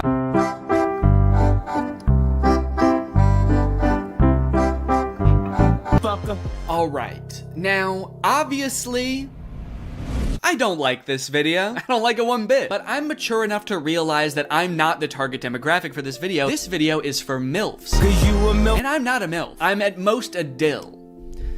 I'm just a dad you would like. And the MILFs in the comments are loving it. Yes, you still got it. Where you been all my life? Damn, my kind of guy. More power to him, I guess. The one thing that I can't get over is the setting in which he's making this video. Are you in public? It looks like he's just in the lobby of a hotel making the absolute thirstiest video I've ever seen. You need to get to your room ASAP, dude. You are too horny to be in public. I like this guy in the background. The second he realizes he's in this video, he steps out of frame because he's like, oop, I can't be in this. Oop, get me out of here, this guy's too horny. The caption is still got it, which is a little confusing to me because usually you would say that about something you used to do when you were young. Brian, did you used to do this when you were young? They didn't have iPhones back then. Who were you doing this to, man? The reason so many people are single and not in relationships today is because we're looking for that 90s love in a 2023's hookup culture. Tell me I'm wrong. Yeah, man, that's fine.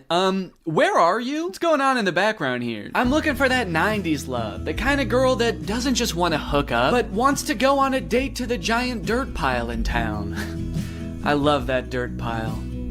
I wish I could date the dirt pile, but she's taken. Hey, get out of here! She's mine! Okay, this is good research. I feel like I'm starting to get what this guy is all about. It's a lot of like pouring your heart out on the internet. Some of it could possibly be on the verge of oversharing, but he's expressing his feelings.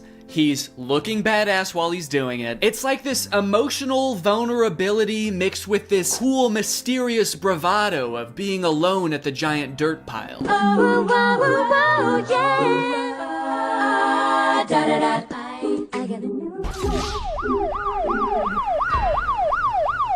Okay, no, that's cool, man. Look, I obviously think that, you know, that's kind of a scary joke to make, but again, this video isn't for me. Oh, uh-oh. Oh God, Brian, the MILFs aren't liking it either. This guy is not funny. My first reaction, ew. Brian, you're scaring the MILFs, man. So I'm unaware of any gigantic piles of dirt near where I live. If there are any, I guess I'm just not cool enough to know where they are. So I'm here at the woods. Figured that would be an equally strange location to film this TikTok. So we've got strange location, the woods. We're going to have sort of a nostalgic / oversharing caption, which I'm still not sure what that's gonna be yet, but I can just figure that out while I'm editing it. I don't have to do that now. It doesn't have to have anything to do with the video, which is good. And then I also have to appeal to the youth. I have to try to make myself seem like a kid, which usually I'm not very good at, but I went to Walmart and I went to the kids section and I found some stuff that I think is gonna do the trick. Brian had a skateboard in his video, and so I bought a scooter. They didn't have any skateboards. I don't know if this is maybe a little bit too young for the demographic I'm trying to reach, but the box said ages 2 to 5. So I'm just gonna sort of pretend to be shredding it up out here at the beginning of the TikTok. By the way, I am like 75% sure that there's poison ivy under my feet right now that I'm very much trying to avoid. And I think I have, but my legs just feel itchy even just being near it. This was actually a horrible idea. Anyway, the hat. It says Fortnite on it. Can you see that? It says Fortnite on it. I found it at Walmart in the little boys section and I thought, oh my gosh, this is perfect. This is gonna appeal to all the kids. So I've got my scooter, I've got my Fortnite, and I'm ready to have some fun. Let's film a TikTok. Okay, I think I'll just pretend to be ripping it up over here and then I walk towards the camera, all cool. I for sure stepped in the poison ivy that time. Very cool. Why does this hat make me look like a pilgrim? It's like such a flat brim hat that it's gone past looking cool and gone towards looking like a full-on pilgrim hat. I am a Fortnite pilgrim.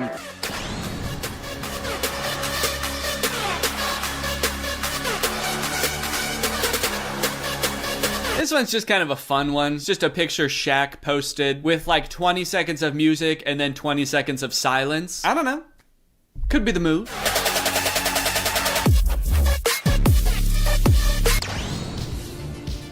All right, this TikTok is by a dad by the name of My Life, not yours. So in case you were confused, this isn't you.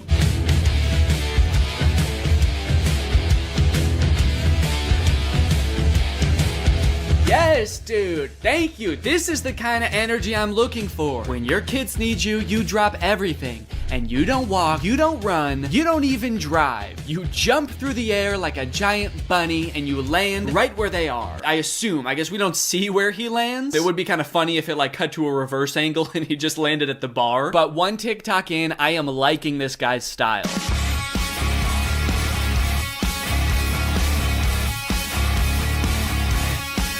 So I guess the way I describe this dad is like action hero dad, mystical sorcerer dad. Either way, he's killing it, and I really like his vibe. He's always getting himself into insane situations like this one. Happy Easter, everyone.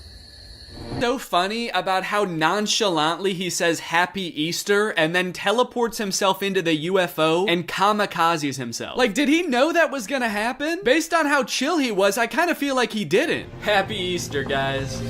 Oh, what the fuck is happening? What the fuck? Ah! You know, I started watching this guy because he mentioned his kids and I was like, oh cool, dad content. But in hindsight, he actually doesn't mention his kids very often. So I guess they don't need help that often because that's the only reason he mentioned them in the first video. He's actually kind of got a lot of other shit going on. He's always defending the earth from some kind of cosmic threat, it seems. And after all these TikToks where he's harnessing magical powers and defending the earth, you'd think that his kids would have some pretty nice stuff to say about him, right? You'd think they'd be pretty grateful, huh? Wrong. As dads, you know, we give and we give, but are we ever truly appreciated?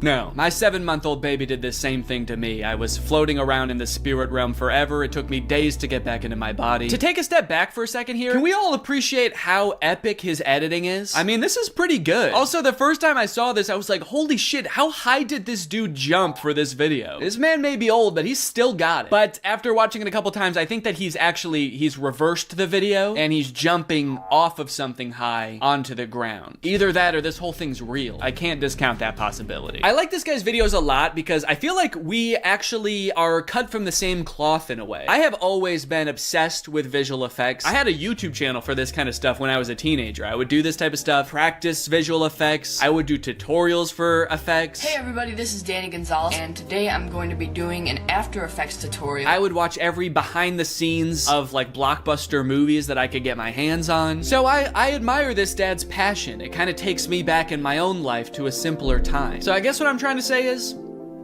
I'm pretty excited for this one. My favorite of his TikToks was the UFO one, so that's the one that I want to replicate. I'm gonna have like a UFO or a giant spaceship in the background right here. I'm gonna walk up and I'm gonna teleport onto the spaceship and blow it up or something. One thing I really want to replicate is how casually he did it. Like he didn't even know that it was about to happen. I think I just want to kind of like casually stroll up to the camera, kind of maybe wink at the camera. Or no, winking would imply that I know something is gonna happen. Maybe I'm just having a stroll, having a great day, and then I teleport up to the UFO. Would it be funny if I teleport without my clothes? That would really make it seem like I did not know this was gonna happen. Or maybe I did, but at the very least I thought I'd be able to bring my clothes with me. Like you see me teleport and my hoodie is still here and it just drops to the ground. And then how should it start? Should it have something to do with like when my kids need me or something like that? The caption could say something badass like when our way of life is threatened, I'm the man for the job. And then I teleport buck naked up to the UFO and am immediately shamed by the aliens for my tiny butt. All right, let's try this.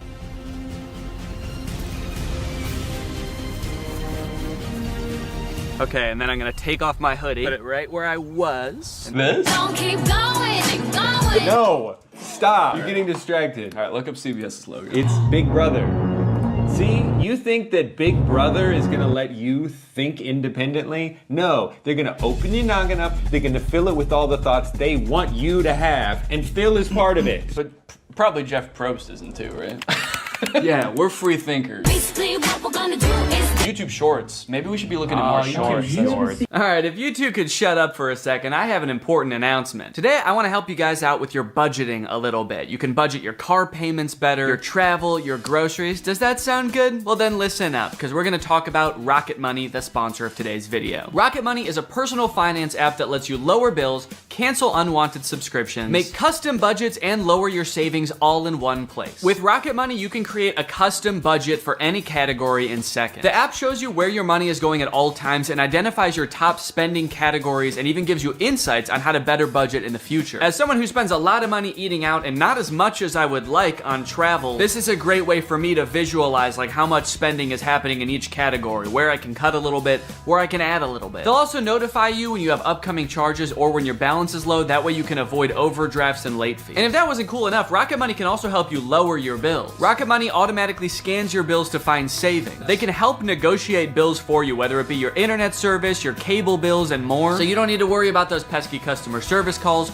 Rocket Money's gonna get in there for you and negotiate the best possible rate for you. This is great for me personally because I am notoriously bad at looking for deals. I don't like to haggle. I don't like to negotiate, so the fact that this is built into the app makes it so much easier for me to know that I'm getting a good deal. So to save more and spend less, join the over 5 million members using Rocket Money today. Go to rocketmoney.com/Danny or use the link in the description to get started for free. Flat earthers, or some of them, believe that beyond the ice wall is this other world. I feel like that outer world thing, I've heard of this, but I've only heard of it recently. I wonder if that's like a new lore that just dropped, because I thought that the ice shelf was supposed to be the end, and then they were like, no, not only that, we know about Acton. And then there's another wall around here, and then Osiris is out on the outside. Do you think the Flat Earth conventions are just people trying to one-up each other with the amount of knowledge they know about the outer ring? Oh, you think this is the last ice wall? There's one more. Nope, there's actually 2 more. There's actually 3 more, and at that one, it loops back around and you're here again. That's more interesting than the Earth being flat, is that if you just keep going,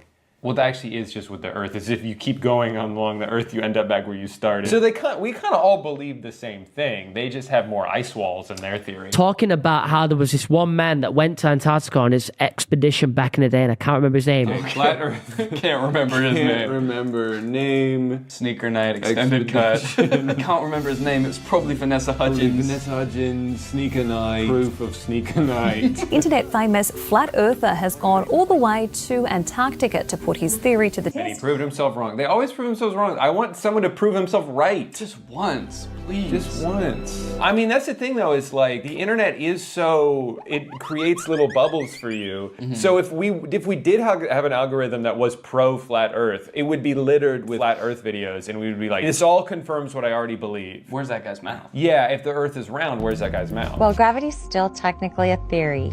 We know that there's an up and a down. As far as Coriolis, I was in the military and I've shot weapons and... She's just threatening him.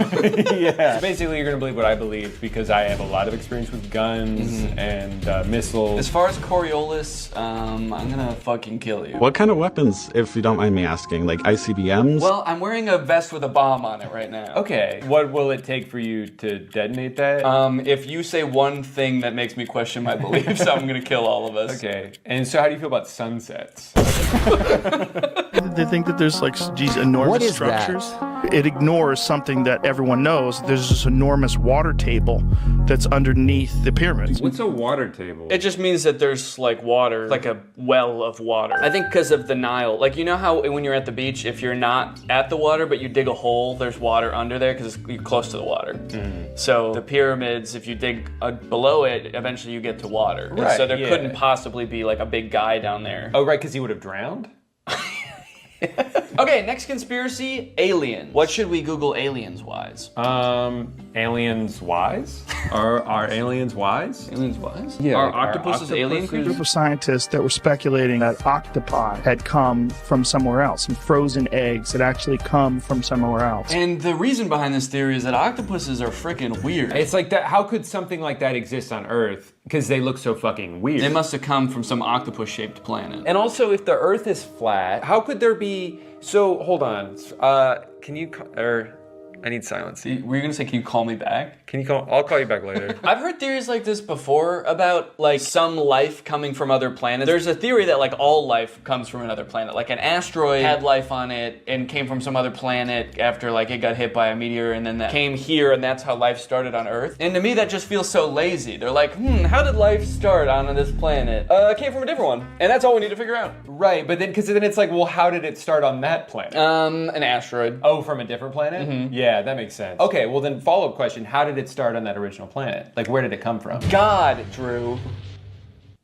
God drew what? God drew an asteroid that came from another planet. The octopus is still extremely similar biologically to us. You look at an octopus cell under a microscope and you wouldn't be able to tell the difference. Right. Yeah, but you know, when you can tell the difference, when you fucking look at an octopus and you look at a human. We're not so different, you and I. If I look at you like this, I can't see shit. You might as well be an octopus up against my face. Veteran describes strange alien encounter in Vietnam. I like that strange is in all caps. What if it just said, veteran describes pretty normal alien encounter in Vietnam? They should have done veteran in all caps, out of respect. And we should probably stand for this out of respect. Yeah, I think so. Whoa! Dude, it's not flat at all in here. There in the shrubbery, coming out of it, are little gray entities, about 4 foot tall. That's how I'm trying to be. Oh, you're just saluting? Till the day I die, I'll remember what the little entity said to me. And the way he said it, it was like, Clifford. It was like, I'll never forget what this little guy said to me and the way he said it. Yeah, he said, and then he blew up. He exploded. I think he was asking for help. I'm gonna explode. I'll never forget that. And the way he said it, it was like, Clifford, you are not supposed to be here. I mean, he's right, we weren't. You normally don't carry your weapon on full automatic. I put it on full automatic and I started to fire and I yelled out, VC, VC. And that was to alert the other troops that we were no longer alone, that there were a number little guys there, I'll put it that way. I'll put it that way. I'll put it away your brain can understand. Little guys. So the alien said, "What are you doing here, Clifford?" And that's how I knew he wasn't from Earth. It was dark. There was a small guy in the bushes who asked me what I was doing here. Gotta be an alien. Gotta kill the alien. Gotta kill him. Oh, he already exploded. Job's done. Said, even though we're at war, we don't put our weapons on full automatic. I did just for this guy and no one else, and I killed him. Also, is this guy's name Clifford, or did he? His name's just Veteran, as far as I know. That could be why he's so confused too. Yeah, I'm not fucking Clifford. You are not supposed to be here. I feel like this illustration's doing a lot of heavy lifting in this story. He's just describing a pretty normal encounter, but then because of the illustration of aliens, it's like, man, they must have been aliens. Yeah, a little guy came out of the bushes. He looked like a regular Vietnamese man, and the picture is of like an octopus. So all of the comments believe him and are pissed. They're like, way to go, Clifford. The little dudes were trying to bring about peace on Earth, and you blasted them. Like, way to go, man. We almost had peace. And you gave them a demonstration that we are a species not to be trusted or helped. Good job, Clifford. They're like, your story is 100% real, and we hate you. Well, and then this person's on his side. It's like, he's been consistent about these events ever since they happened. Yeah, because that's how he remembers it. You can still be consistent about something that didn't happen. Wasn't used to the ganja. Just imagine smoking this 35% THC they smoked back in 1980 when they smoked weed that had to be 6 to 8% THC. I am sure I would have seen some crazy shit. And let's go ahead and report him for animal abuse. More like plant abuse, because he's smoking the shit out of that ganja. Ganja! Clifford explains who are the gray aliens. Okay, well that'll be helpful because the last one was about the gray aliens. How exactly do you become an expert in that? Do you think it's Clifford again? Yeah, well he definitely seemed to have a lot of expertise because he saw them with his own 2 eyes. And he shot them with his own one gun. Oh my God. Gray aliens are perhaps the most commonly encountered extraterrestrial species that we know, named for the coloration of their skin. Oh, they're gray aliens because they're gray aliens. That they've been hybridized multiple times, and we're seeing a lot of different types of features. So there's a basic... I can't get into them now, but we're seeing many types of features. As this is only a YouTube short, I simply don't have time to go into great detail.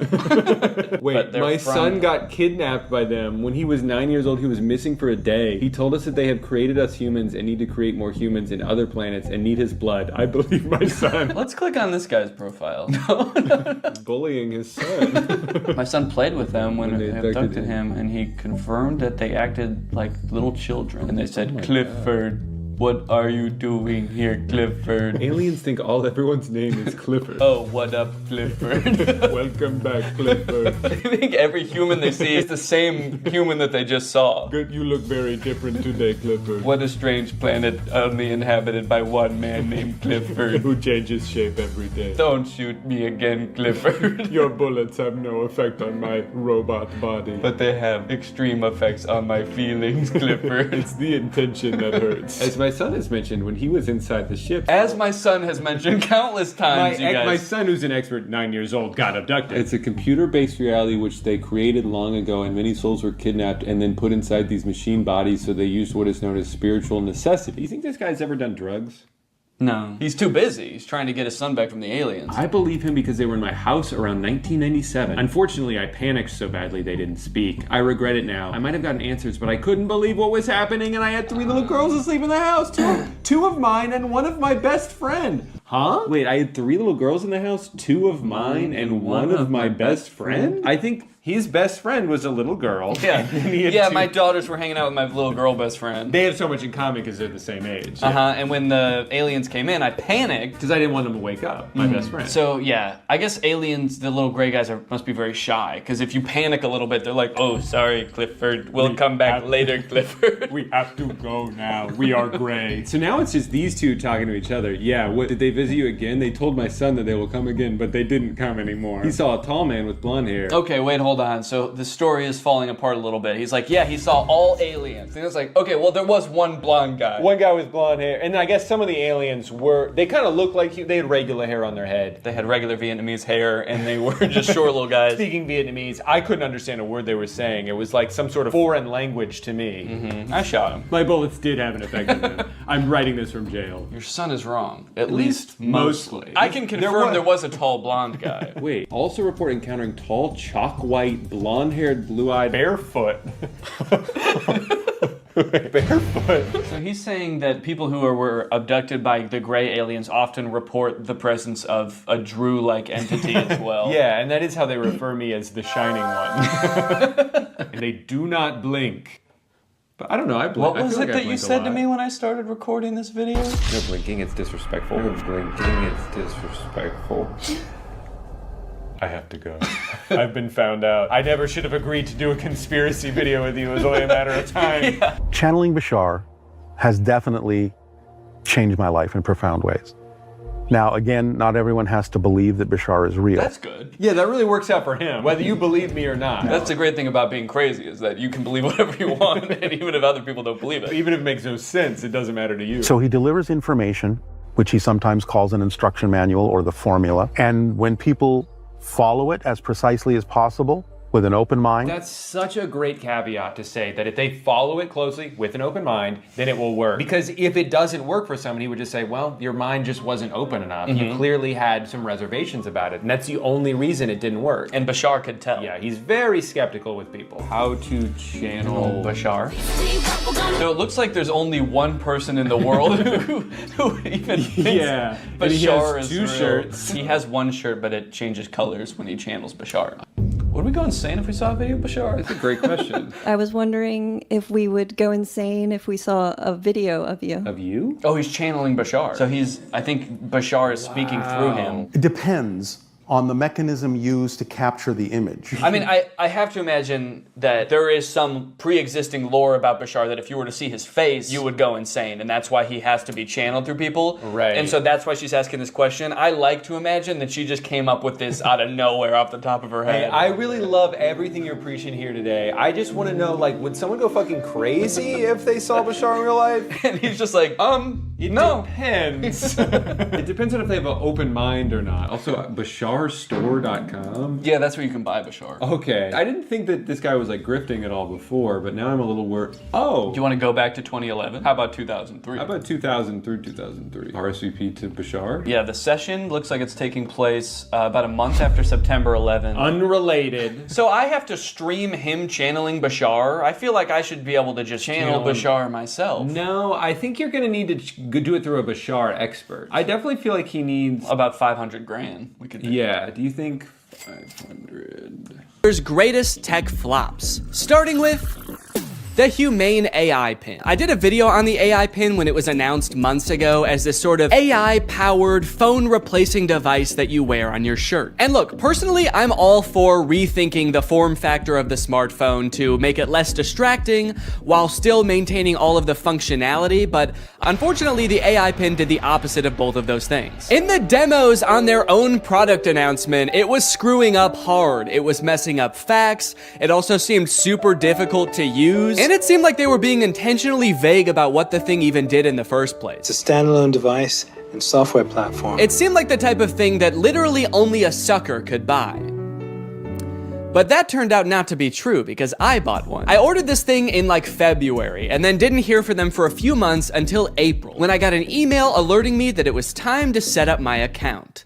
And boy, was I excited. So I'm gonna be honest, I kind of forgot that I bought this, but now my AI pin is ready to be personalized, apparently. Before we can ship you your AI pin, you will need to complete a few quick steps. So I have to set it up before they're even gonna send it to me? Kind of feels like they're calling my bluff. You don't really want this thing. How committed are you to the AI pin? Will you set it up before we even ship it to you? You probably won't configure your Humane subscription, set up your AI pin passcode, and add contacts. And honestly, I don't really want to do those things, but I guess they're not going to send it to me unless I do. It's time to set up your AI pin. There comes a time in every young man's life where he has to set up his AI pin. It's a rite of passage. Oh, that's fun. Woo! Is this it? Am I setting it up? Get a little over here, a little over here. It turns out that in addition to the $700 I spent on this thing, I also had to pay $24 a month to access features like the wireless network, cloud storage, and AI services, which in layman's terms are all of the things that the pin does. Luckily, the first 3 months of this service are free, so I probably will never have to actually pay for it. Set up your passcode. Okay, could you guys not look? I'm about to type in my secure passcode.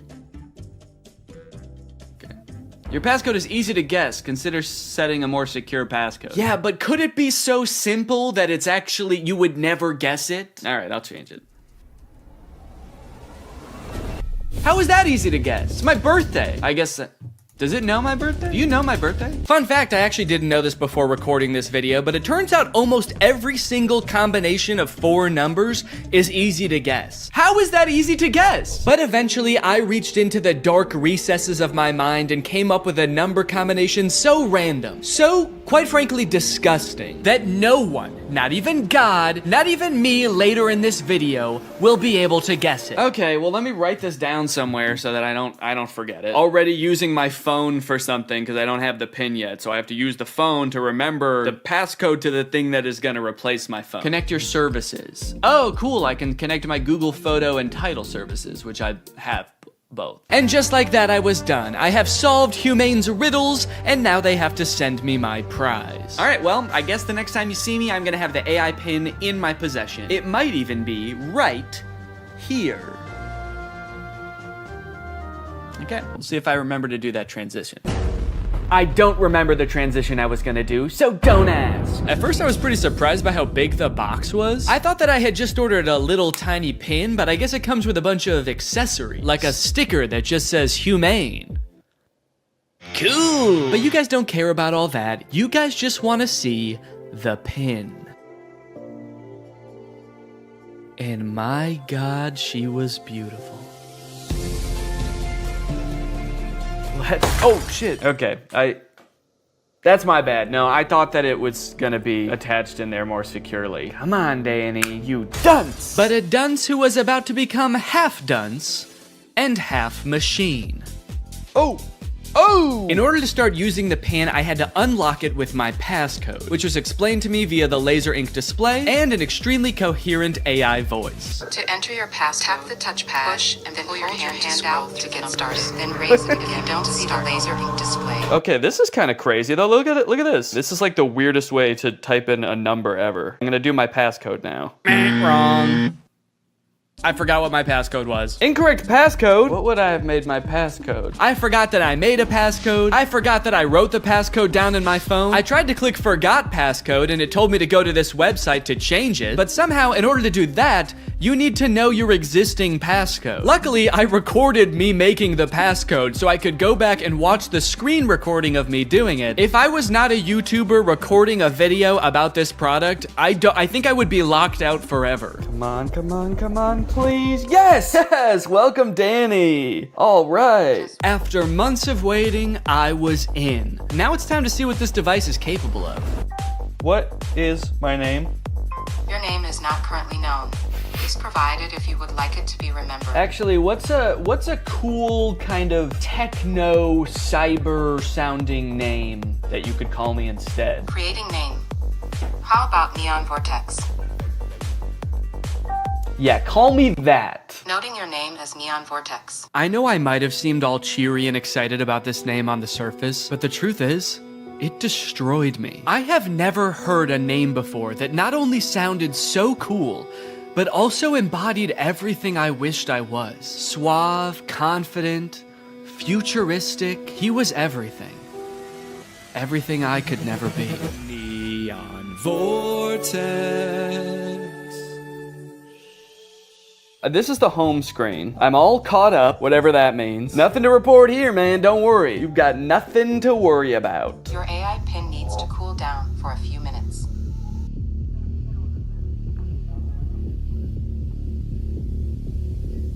What? Yeah, so apparently it does that. Like a lot. If you use the display for more than 10 minutes, or the pin is in close proximity to a heat source, such as, I don't know, the human body, then it'll shut itself down so it can cool down for a few minutes. But hey, man, that's fine with me, you know, that just gives me more time to think. To think about him. The next day, I decided to put the pin's basic phone functionality to the test. Things like calling, texting, navigation. Since this thing is essentially supposed to replace your phone, it should be pretty convenient to do all this stuff on the pin. it should be. The weird thing is it seems like you can't make any changes to the pin on the pin itself for some reason. So if you want to change any settings or add contacts, which I needed to do to test this as a phone, you have to use Humane's web portal on an inferior device like a computer or a phone. Gross! Not a great start for the pin, but now that I have done that, I should hopefully never ever have to use one of those ancient relics again. It's just one flashing green speck over here.